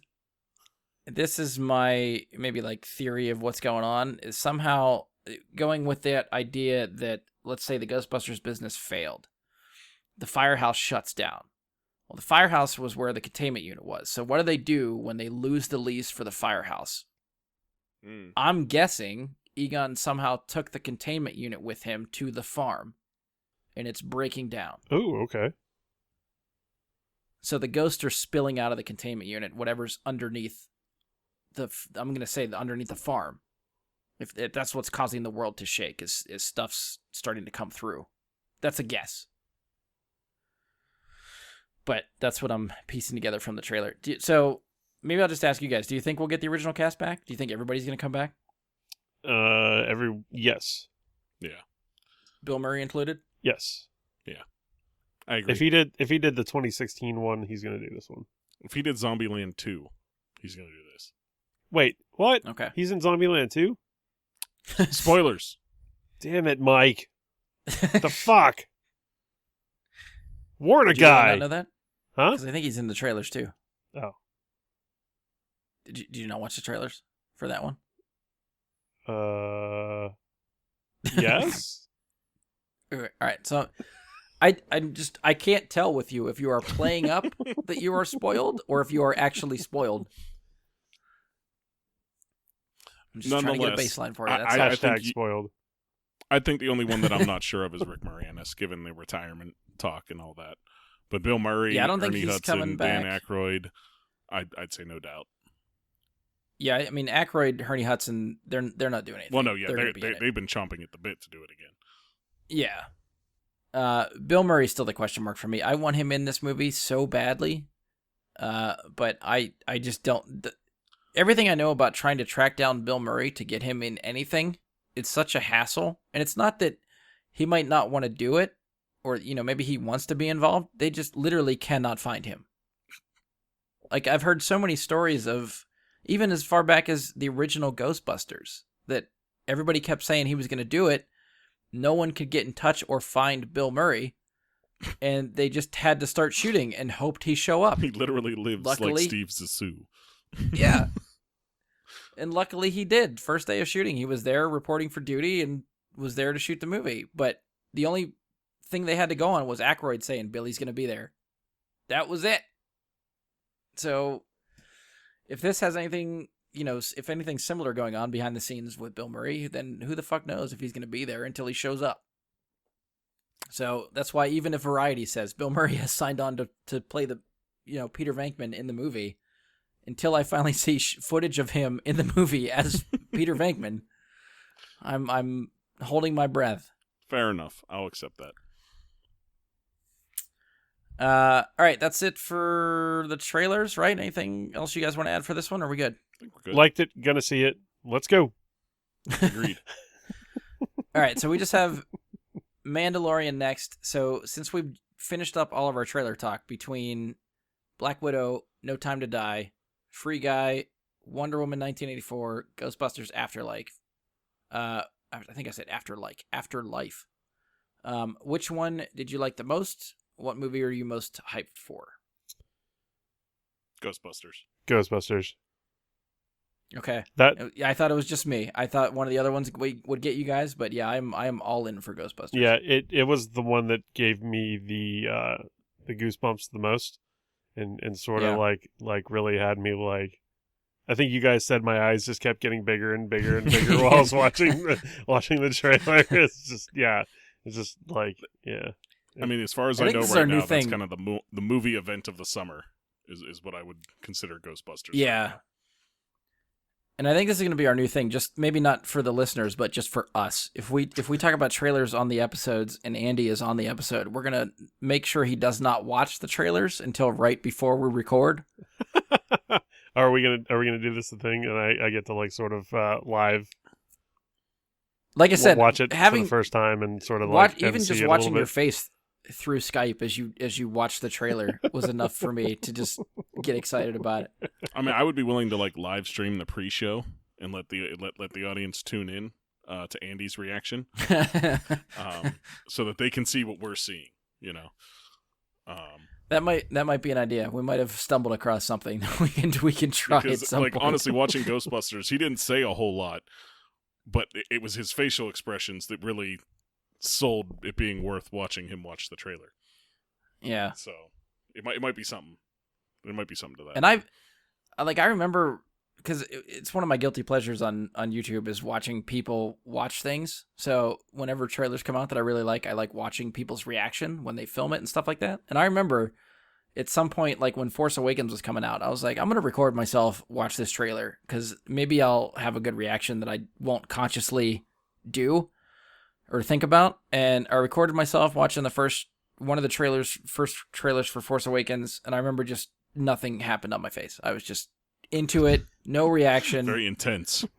Yeah, I think I was trying to take it all in. I think I smiled a little bit, but verbally nothing happened. I was like, well, this is boring as shit. Fast forward to today, I wish I would have done that to myself because the reaction that happened to me was involuntary. I could not control it. It just happened.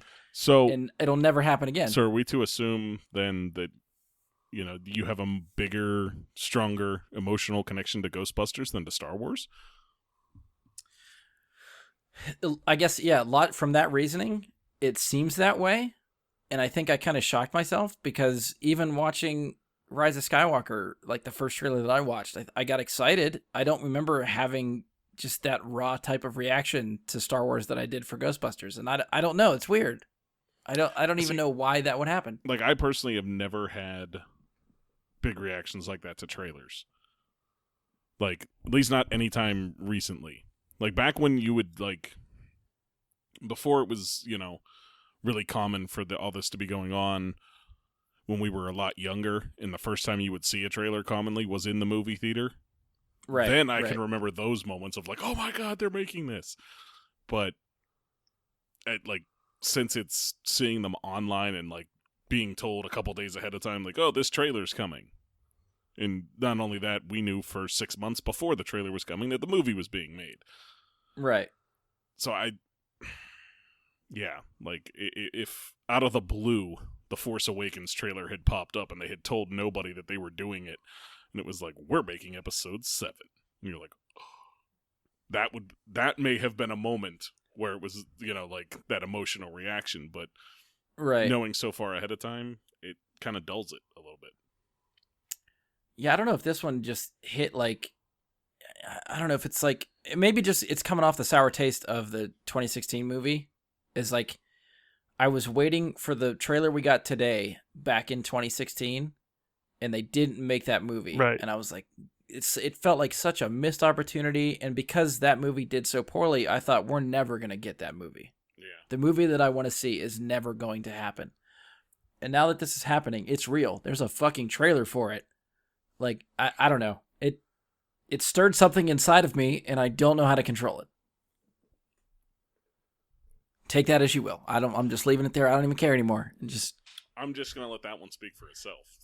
Yep, that's fine. You can't make totally it much fine. worse than you did. All right, so we're all in agreement. Ghostbusters is the one to watch out for? Yes. Agreed. All right, so I'm going to be excited to see where that fits on everybody's most anticipated list when we get to that. I'd be surprised if it's not towards the tops of all of our lists. I feel like right now it's number one for me. Yeah, I don't know what's going to unseat it. But There's nothing next sort year. of what I'm wondering if it's not going to be number one on all of our lists. Yeah. Like right now, like this past year, it was tough to decide number one because you had Rise of Skywalker and you had Endgame and you had a Spider-Man movie and you had Zombieland 2. You had, I mean, for me, there was legitimately 3 contenders because of Zombieland 2. It was always going to be Rise of Skywalker, but we didn't even know it was Rise of Skywalker at that time. We, No, it was just episode 9. But that's where it was always going to fall. But it was still like that question of like, damn, Endgame 2? Like, holy shit. Like, yeah. We had that this year. There's not a Star Wars movie coming out next year. There's not a huge Marvel event movie of any kind. I mean, you got like them starting Phase 4. And, yeah. I mean, I'm excited for those, but it's not an Avengers level excitement. Yeah, I mean, those movies are still going to make my top 10, but they're not going to be at the top of my top 10. Right. And that's what I'm kind of getting at is like, it's tough to say this year.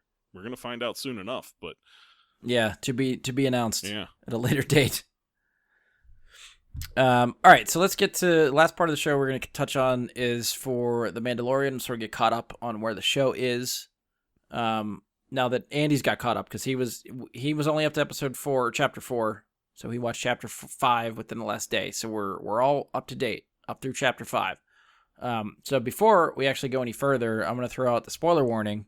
So if you are not caught up through chapter 5 of The Mandalorian, pause us now, come back to us after you're caught up.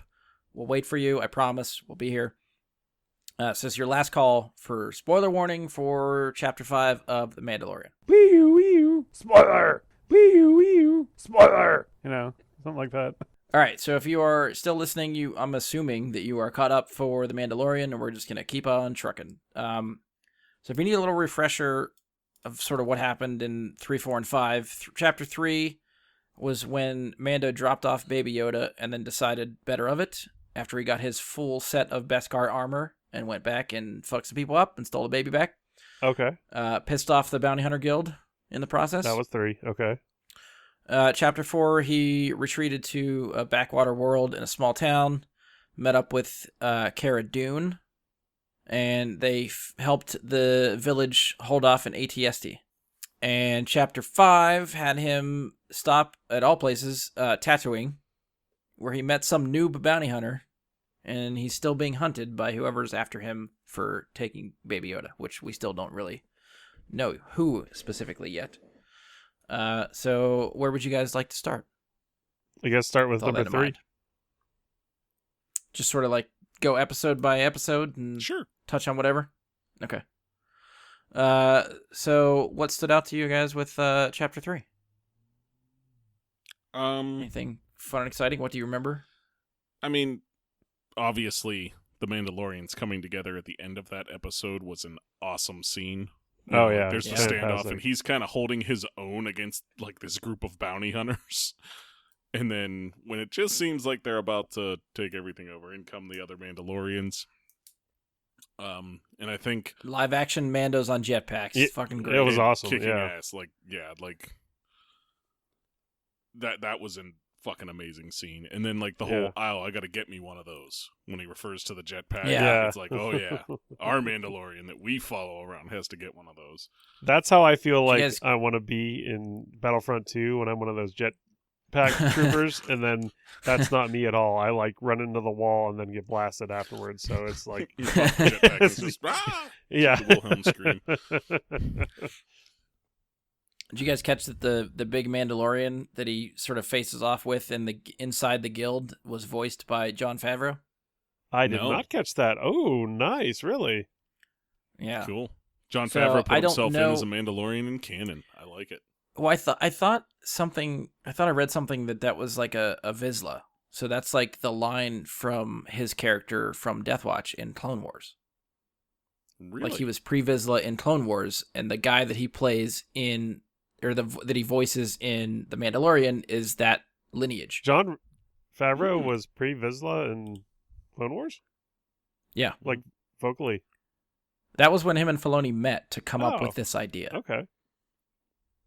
So, here's... I can't remember which episode this specifically comes up in, but I feel like it's in episode 3. Might be 4. I think this is in 4, but it applies to the discussion we're having. Pretty sure our Mandalorian is not actually a Mandalorian. No. From I the believe that discussion he has in 4. Yeah, I believe that he is not. Refresh my memory then. He's like recounting to the woman he should have shacked up with but couldn't.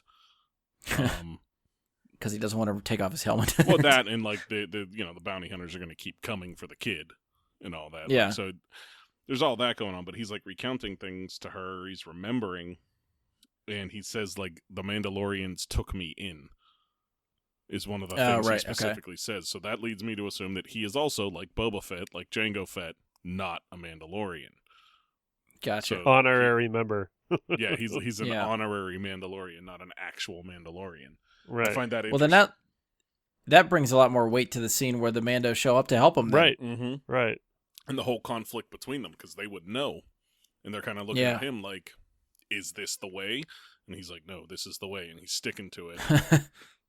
And, I feel like, that's a look back, like, because you find that out after they did that for him. Right. Yeah. So I think that was a nice add-on.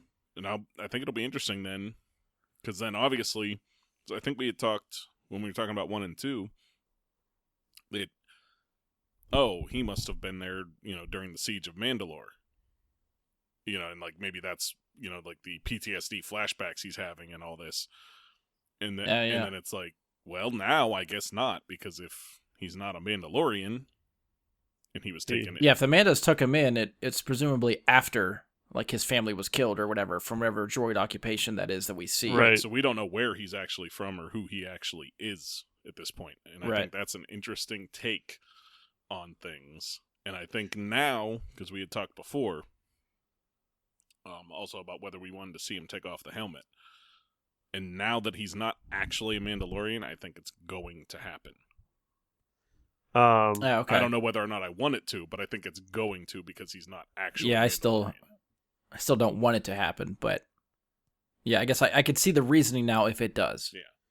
Did you guys sort of do a little like internal or just even a little bit of a gasp when he shows up with the brand new shiny Beskar armor?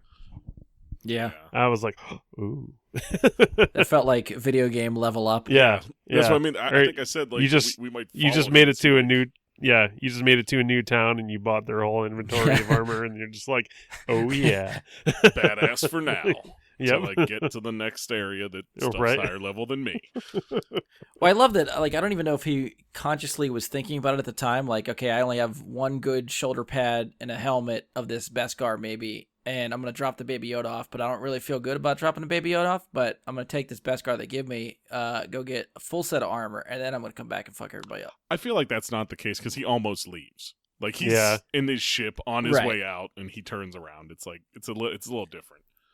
But still, like, if that was calculated, it's a pretty good props to him, because that's the smart way to do it. Oh, yeah. No, you don't, like, if you have the ability to go and get Beskar armor made, you don't go in fighting before you do that. Oh, right, yeah. It's like, oh, yeah, let me upgrade this after I fight the boss. No. He wouldn't have been able to use what were they called, whistling something? Oh, yeah, the arm rockets that he has? Yeah, those things Whispering Death or something like that? Something, yeah. They had a fucking cool name for it that I don't remember, but yeah. Just seeing those go off, I was like, fuck yes. Yeah, that was cool. That was very Iron Man-esque. Yeah. Yeah. I had something that slipped my memory.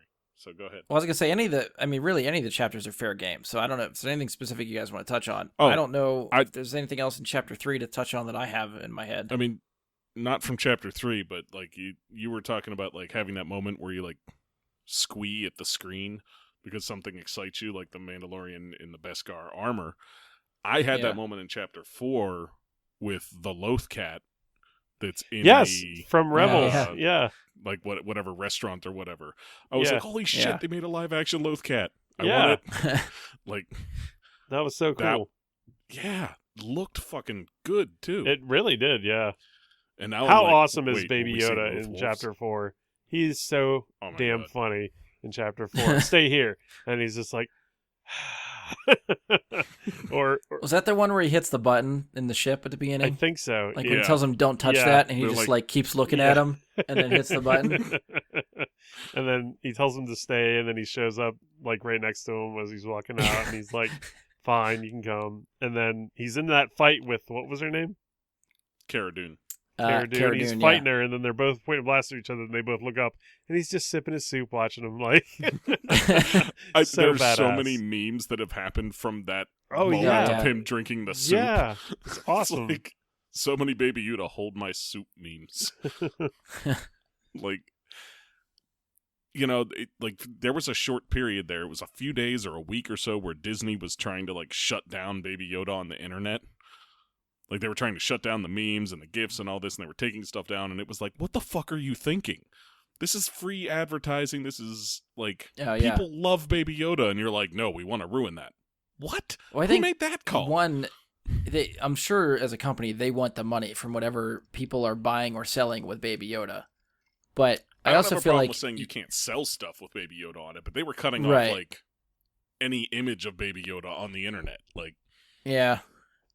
So this is something that like I know a lot of people that especially after episode 1, everyone's looking for where do I get my Baby Yoda merch at? right? Because there's nothing official out there to get. And I think the last thing I saw was we're getting some plushy stuff. I think that you can order now, but it's not shipping until February. Yeah, I and think I put that up on the Facebook they page. actually brought it back to February because the last I had seen was May. So they've actually upped production to get it out in February then. And I think Funko I can't remember if we Pops talked too, about yeah. it. And I can't remember if we talked about it on the show or if we just discussed it off air type of thing. But I understand there's a demand and people are like, why can't I get this now? You have to understand that the amount of secrecy that went into this show to hide this from people. Right. And I think that was at the request of Favreau, from what I understand. And the fact that Disney marketing agreed to that, like, I assumed that they would have something waiting in production that as soon as the episode comes out, they basically hit the green light and it starts to manufacture all this stuff that they can then ship to stores a week or two later. Yeah. They must not have had anything ready. Right. Because, and my only assumption is that they were assuming that stuff would leak. Which so they didn't is want to what have any always physical happens. products. Right. So I applaud them in that sense for keeping this a secret in that way. I can, For sure. not that I'm really clamoring for my Baby Yoda stuff, but I can wait a couple months. Just the fact that that was a surprise that was held for the show, and I fucking loved it. Yeah. Yeah. And I cannot wait for the internet explosion if Baby Yoda dies. Oh yeah. The internet will just implode. How worried were you guys in episode 4 when you heard that blaster shot?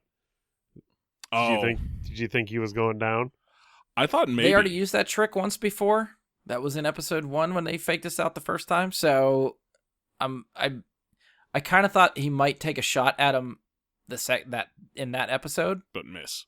and I didn't expect him to hit Baby Yoda. I expected the shot to go towards Baby Yoda. I was even thinking Hit another kid. Baby Yoda would use Kylo Ren blaster Oh freeze God. and stop the bolt. But yeah, I didn't expect to get shot in the back misdirection that way, like that. Can you But, imagine that? Just Baby Yoda just having done that, just like and grabs yeah, a blaster bolt. He's cool with it. Yeah. I'm expecting more force powers from Baby Yoda. I'm surprised they've only utilized it once. Right. It took Well, a lot I- out of him though, so Right. I've had a theory of my own about the species. This is by no way at all canon or anything like that. This was something I was considering, since we know Yoda lived to be 900 years old and all that. Maybe this species, race, whatever the hell it is, maybe they age based on their connection to the Force. Because when you think about it, Meaning, the more they Like use the Force, the more they connect with it, the more mature they grow. okay. And So he's that young because he doesn't use the force that much? right. Okay. It was just a thought that occurred to me because like the numbers don't add up, to me, in terms of like age versus. But that's it doesn't really make any sense anyways because you can't put it together. It doesn't, so it's irrelevant. But 50 years old and still a baby is kind of weird. But if it's something like that where, it has to use the Force to kind of progress through its life cycle, or whatever. I don't know. I could. I get it. It's I don't a know weird if theory. I'd put. I know. Yeah, if I'd put much weight in it, like I understand the whole species age differently thing. So if you're gonna say just an infant looks 50 years old, when Yoda in the prequels is, we'll say 850 or 860 something. Right. Like I could buy that. Yeah, it's impossible to figure out how they would age. So it was just a thought I had that, maybe he progresses in age quickly by using the Force more and more, and by season 2, it's not baby Yoda anymore. It's a teenaged Yoda. Kind of the way we got, like, Groot to baby Groot back to teenage Groot. Oh, right, yeah. So, Cara Dune, is that what you call her? That's the name. That's shit, what the hell's her? Who's the actress? I can't think of the actress now. Yeah, she was Gina Carano. Crush in American Gladiators. What was her name? Yeah, Gina Carano, right? Yeah. Is that her name? Yeah. How badass was she when she was taking on the Mando? Like, some of those shots she had of him, she flipped them all the way around, and he just like face planted into the dirt. I was like, oh. And to find out that she was like an ex-shock trooper, I was like, that's really fucking cool too. And I think that's why she was a badass, because she was a rebel shock trooper. Like, she was like this hand-to-hand badass to begin with. Right. I was pleased with that. Actually, I thought she did a really good performance. I thought she was very good. Yeah, and that worried me because her previous acting performances had not been very good, and I feel like this is the first time I've seen her in a role, and I was like, well, damn, she did good. Yeah. Same here. I was like, because I knew she was going to be in it, and I was like, oh god, this is her. It's going to be all cheesy and fucking terrible, and I'm like, well, so maybe she's one of those people that really thrives off of very specific type of directing. Do you know what I mean? Could be. Like this was directed by Bryce Dallas Howard. Did you guys know that? Yes. Number 4. Yes. So maybe the fact that it was a female director really, like, she got a lot of like good feedback from a female director who is actually a fairly decent actress herself. Do you know what I mean? Yeah, that's possible. Or she's just learning how to act because she was a fighter. Like, oh, right. It could go one way or the other. I want to tend to hope it's that way because she could be really good in other things. I mean, like, she wasn't for a long time. I've seen her as like potentially taking on like a superhero role in a movie, right? But because she was not good at acting, it kind of put me off from wanting to see it. Right. She wasn't terrible in Deadpool, but she didn't really get a lot to say or any kind of thing like that. So. Yeah. No, she was just there. But yeah. I think it's fun that the Mando, like, I don't know, I guess you get the sense of Mandalorians being completely badass and just being unstoppable to a point. But every time this guy gets in a fight, he gets his ass handed to him for a while. He does. And I love that it's like the Indiana Jones kind of syndrome where he's just going through, taking the licks, taking it on the chin, and just gets up and keeps going. Like, I love that about him. Yeah, I mean, I'm glad we have that. I didn't want to see a Mandalorian superhero sort of thing. Right. Yeah, and that's what I guess that's kind of what I thought going into this, which is what it was going to be. So I'm glad it's not that. Yeah, like, he's a badass, but he's not untouchable in any way. Yes. Like, he's in actual danger, and I like that about it, because then you actually worry about the character. Yeah. Don't make him Superman, How cute. And I did like, too, the in Chapter 4, like, I guess the only other time we really see them do anything is in Return of the Jedi, but with the AT-STs. Yeah. And how menacing just one of those could be. Right.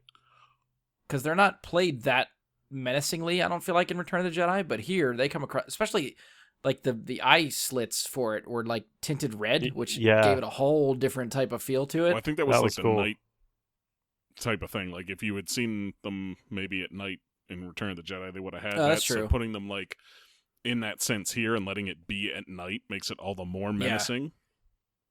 The paint job, I dug that a lot. Whatever they were put on it, the Marauders, if you will, I guess is a good way to call them. The paint job they put on it, that was awesome. But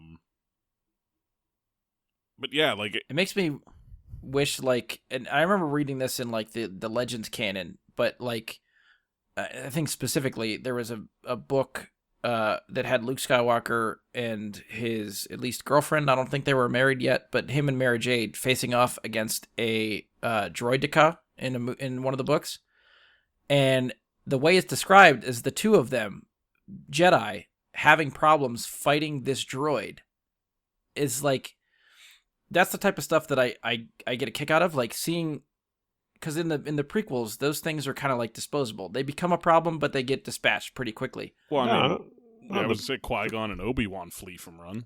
Yeah, and even Obi-Wan and Anakin later still flee into the elevator in Revenge of the Sith. It's not the encounters aren't drawn out as much as I expect. Every time they show up, they retreat. Right. Like in the scenario I'm thinking of, the two of them had to deal with this droid, so it was a lot of trial and error. Like, how do we defeat this thing before its shields pop? Is there a way to get around the shields? Did they do the thing from Clone Wars? Do you remember? Did they throw the grenades at the right speed so that it slipped in? Yeah, see, it's been a while since I read the book, so offhand I don't remember. That's where they got that from Clone Wars. But I like seeing tech that is either not dwelled upon or just like quickly dispatched or doesn't get enough weight to it when it's in the movies or another scenario, and to see it sort of repurposed and come at it again and make it as menacing as I feel like it should be, and really hammer that point home. I mean, especially in this case where they have no artillery of their own. Right. You know, that puts you in a really bad spot against an AT-ST if you don't have anything to attack it with and you've got open space. The Ewoks had the trees. They had advantages, but that's like the battle droids get dispatched so quickly in the prequels. I'd love to see them repurpose some battle droids in like this type of canon and see if they could actually be threatening. I mean, against things that aren't Jedi, I assume they could. I mean, true, in the prequels, and that's kind of what I really want to see it. Time, and it's just that droid army actually did a pretty good job against the Gungans. True. Oh, true. And the droid army itself does defeat the Jedi on Geonosis before the clones show up. Before the clones show up, right? Oh yeah. They have them cornered. But it's sort of like a quantity over quality for them. Right. You overwhelm them with numbers. Yeah. So anyway, my 2 cents. I'm kind of hoping we see some revitalized droids be a menace at some point. I think that'd be kind of a fun callback, and it would give some credit to the prequels as to why these things could be a problem. Right. Yeah.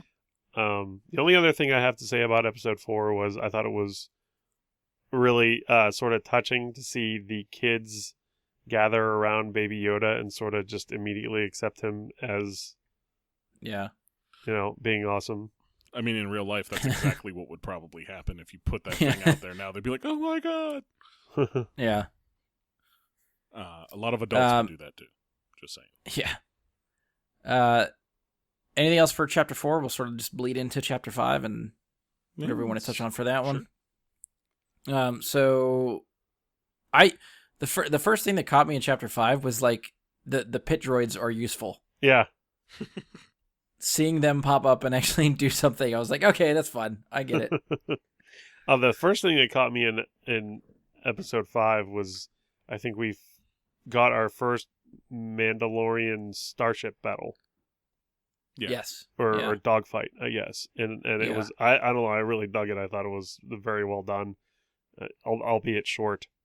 And I think it also displayed like why the Mandalorian ship is not very well suited for that, and he has to use like cunning as opposed to like his ship's ability, whereas previously, like we saw Boba and Jango have this really badass ship for fighting that was really maneuverable and good at it. Yeah, his ship almost feels like a cargo ship that he retrofitted to just transport bounties. I mean, he had a freaking carbon chamber in there, so that's got to take some space. Yep. Yeah, he was going for like the quantity of bounties he could transport at one time as opposed to I have to fight shit in space. Right. Yeah. Which, if you're a bounty hunter and you're, bringing them back live is always worth more. You really don't want to be blowing up your bounties anyways. Right. So, makes sense. What'd you guys think of the gunslinger, the noob bounty hunter that he finds? Oh, that guy's at a the fucking cantina? tool. I've seen. I can't tell you how many times over the last few days I've seen the Harry Potter meme in relation to it, where it's "How dare you stand where he stood," because he's sitting right where Han's sitting, and Oh. when he kills Greedo, and yeah, he's definitely a tool, but I think he's meant to be a tool. Oh no, I Yeah. think the actor does a very good job of being a tool, specifically. He But represents the tool very Yeah, well. no, I didn't. Yeah, the actor did a good job, but I didn't. The character was a tool. You know what I mean?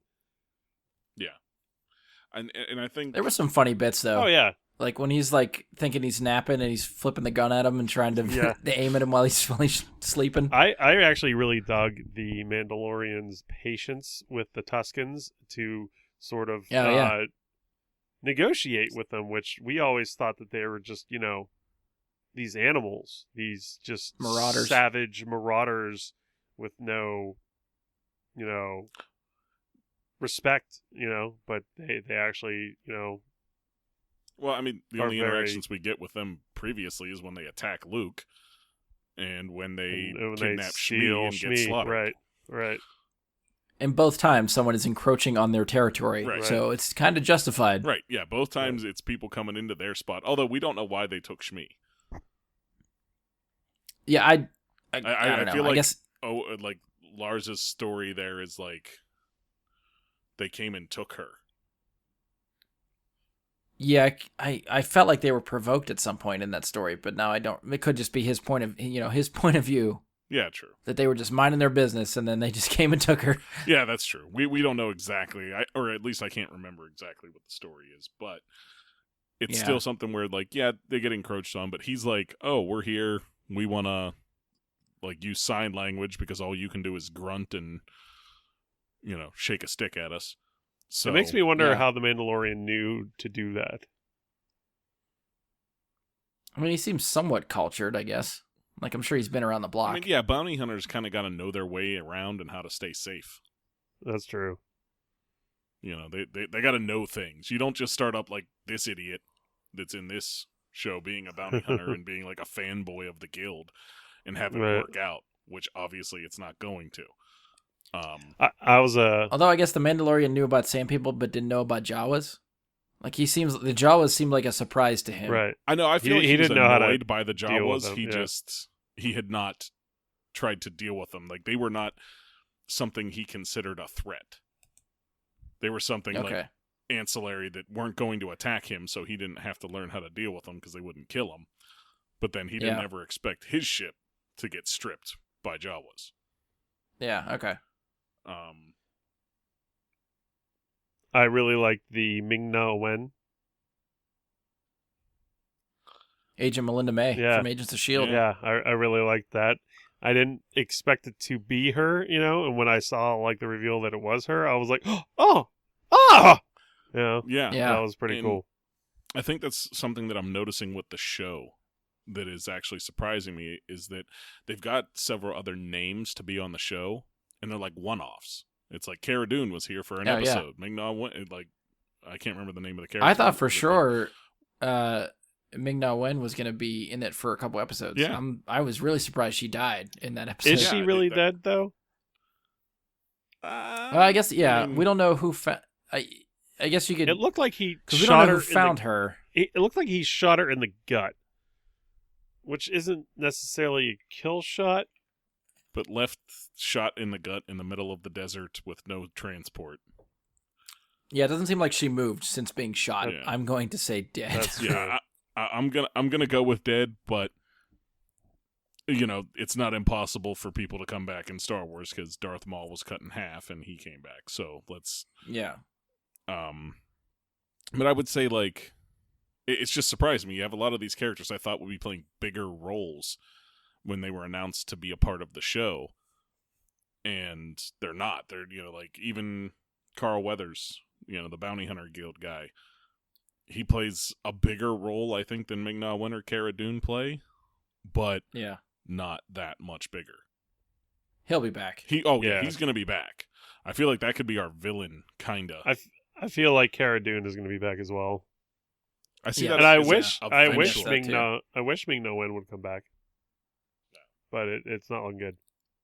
Yeah. My guess is that Carl Weathers is the guy that shows up at the end of Chapter 5 that's, like, following his trail. Oh, see, I was hoping it wasn't. I was hoping there was going to be some cool reveal that it's somebody else. See, And I feel like it could be, but that's out of the people we know, that's my guess. I feel like they would have shown us if it was him. I have a theory about this. Okay. So with Dave Filoni being as heavily involved in this as he is, I think that we see a live action Clone Wars character. Are we talking Cad Bane? We are talking Cad Bane. Oh, Cad Bane.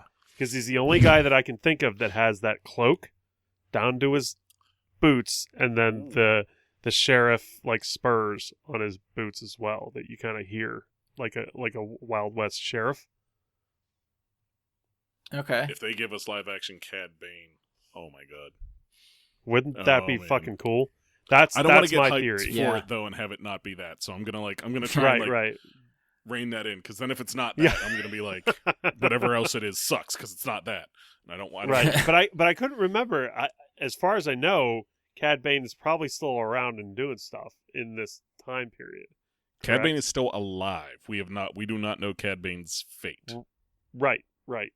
So I think, and being that Dave Filoni is a very good fan service guy, who would do something like that, like and so is Favreau. like putting the cat in episode 4, like I feel like that.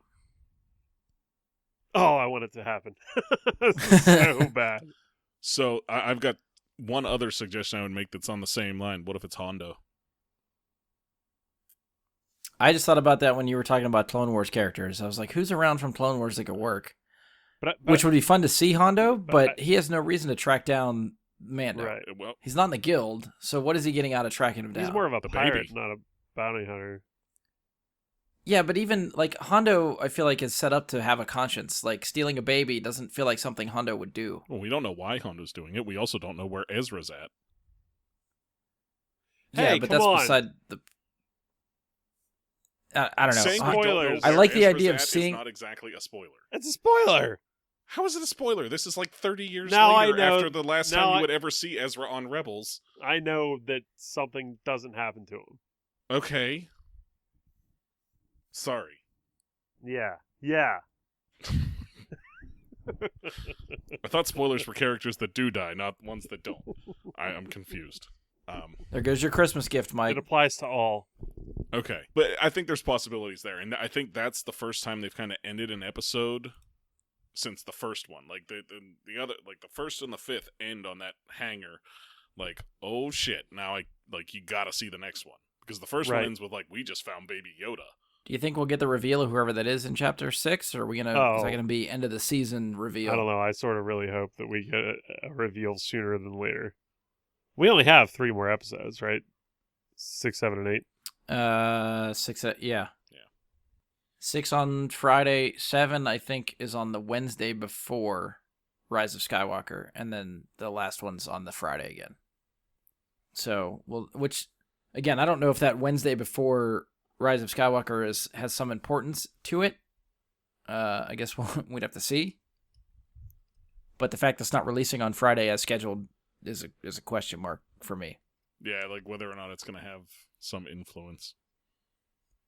Should be interesting. The other thought I had about who could be tracking him, I was like, what if it's Boba Fett? Oh. Could be. I tried to watch it again, and I don't think it's Boba Fett, based on like what the shins that you see. It doesn't look like Boba Fett to me, but I think that would be a fun reveal if it was. I don't think Mando versus Mando kind of thing. But that I don't know, because we think we see Boba Fett in episode 2? Yeah. Right. And I don't think he was wearing a cloak. Right, and that's the cape. costume, the little bit that you see kind of says it's not Boba Fett to me, but it would be a cool reveal at the same time. I'm still putting my money right now on Carl Weathers. That's who I'd bet on. But I do like the Cad Bane idea a lot. Yeah, I like the Cad Bane idea, and I think they would show us Carl Weathers being the one following him. I don't think they would make that I think they would just show him tracking him. Right. I don't think there's any reason to have that be we just show you the boots thing. The shot wouldn't make sense to me if it's Carl Weathers' character. Because I don't think Carl Weathers had a cloak or a cape.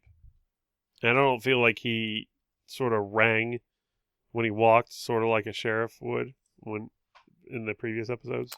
Right. That's fair. I thought he had a duster or something. I thought he had a longer jacket like that. Maybe, but the clanging stuff, I can give you. Right. So I don't know. Anything else for Chapter 5? Or any other predictions on where we're going from here? Because I still have no idea where this series is going. I'm looking forward to finding out. Yeah, I'm not really sure if is he just looking for a place to sort of hunker down? That's what I mean. I don't know what the end goal is. Is he just going to be on the run forever? Is he going to deliver the Baby Yoda to someone? Yeah, I think we're going to find out more based on who this person is. I think that's going to play a big Is the entire series just going to be Mando and Baby Yoda forever? Wasn't there a Marvel Comics character named Nomad who always had a little kid with him? That's a good question. Yeah. I don't know. I don't know either. Yeah, I cannot confirm nor deny. I don't know. Any final thoughts for the series? I got nothing else right now. Just looking forward to what's next. Yeah, really looking forward to the next 3 episodes. Yeah, at this point, we'll probably reconvene after the series is done. I don't know if we'll get a chance to really talk about it as it's going. We have, as far as lined up for the next couple episodes, I think next week we're probably going to have a Star Wars themed episode. I think it's a little bit, we've got it prequel era stuff. We're taking a sort of a look back at the prequels prior to Rise of Skywalker. And I'm hoping we can, at least I'm assuming we're all going to see it opening weekend when Rise of Skywalker comes out. So hopefully shortly after the release date, sometime that weekend or early the week after, we can record our review and try to get that out after the movie's released. And I don't know if we'll get to, because at that point we'll be at the end of the month. So then we'd probably be doing our year in review type stuff or in our most anticipated. So I don't know where we'll fit in Mando. We'll see if we can maybe just get an extra one-off episode of just Mandalorian stuff to tie off the series. You might be able to tie between it there to somewhere. Rise of Skywalker since it's both Star Wars. Yeah, but that's going to be a 3-hour episode as it is. I'm not going to tack on Mandalorian discussion to that too. Fair enough. I'd rather do Mando by itself. Yeah, no, you're right. I forget how long we talk about Star Wars. Yeah. So apparently Ghostbusters too. I feel like Ghostbusters hung us up for a very long time in this episode. It did.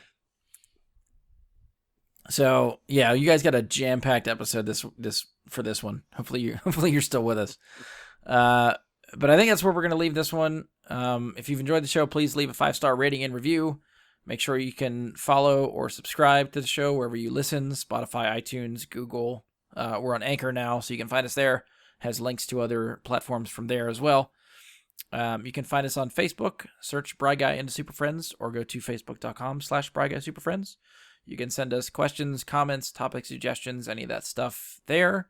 You can find us on Twitter at BG Super Friends, or you can try to email us at bryguysuperfriends@gmail.com. You can put it in the inbox. I'll check it later, much later. And on behalf of Andy, Mike, and myself, thank you for listening, and we will talk to you next time.